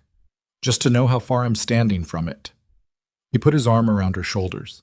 She leaned into him slightly, the specific lean of someone who had learned, slowly and without rushing, that this was something you could do, that a person could be a place you leaned. It had taken her a while to learn that. She was glad she'd learned it. Below them, the ranch was waking up. She could see Hob in the yard, hear distant voices, see the smoke from the cookhouse joining the clinic smoke in the October air. The ordinary morning machinery of a life that was, in its bones, exactly what she had said she wanted on the first night in this house, a fair chance. She had used it. She was still using it. That was the thing nobody back in New York had predicted, because they'd been watching for a moment. A collapse, a return, a proof. They'd been watching for the end of her. What they hadn't understood was that she wasn't a story that ended. She was a person who kept going, which was a different thing entirely, and more ordinary, and more difficult, and the only version of herself she had ever known how to be. She turned from the rise. "Come on," she said to Ethan. "There's work to do." And she walked back down the hill toward her life. He looked at her. "Weight pulls you down," she said. "Ballast keeps you level when the water moves." She looked at the clinic smoke, the yard, the mountain line behind everything. "I need to know where I started. Not to go back. Just to know how far I'm standing from it." He put his arm around her shoulders. She leaned into him slightly, the specific lean of someone who had learned, slowly and without rushing, that this was something you could do, that a person could be a place you leaned. It had taken her a while to learn that. She was glad she'd learned it. Below them, the ranch was waking up. She could see Hob in the yard, hear distant voices, see the smoke from the cookhouse joining the clinic smoke in the October air. The ordinary morning machinery of a life that was, in its bones, exactly what she had said she wanted on the first night in this house, a fair chance. She had used it. She was still using it. That was the thing nobody back in New York had predicted because they'd been watching for a moment. A collapse, a return, a proof. They'd been watching for the end of her. What they hadn't understood was that she wasn't a story that ended. She was a person who kept going, which was a different thing entirely, and more ordinary, and more difficult, and the only version of herself she had ever known how to be. She turned from the rise. "Come on," she said to Ethan. "There's work to do." And she walked back down the hill toward her life.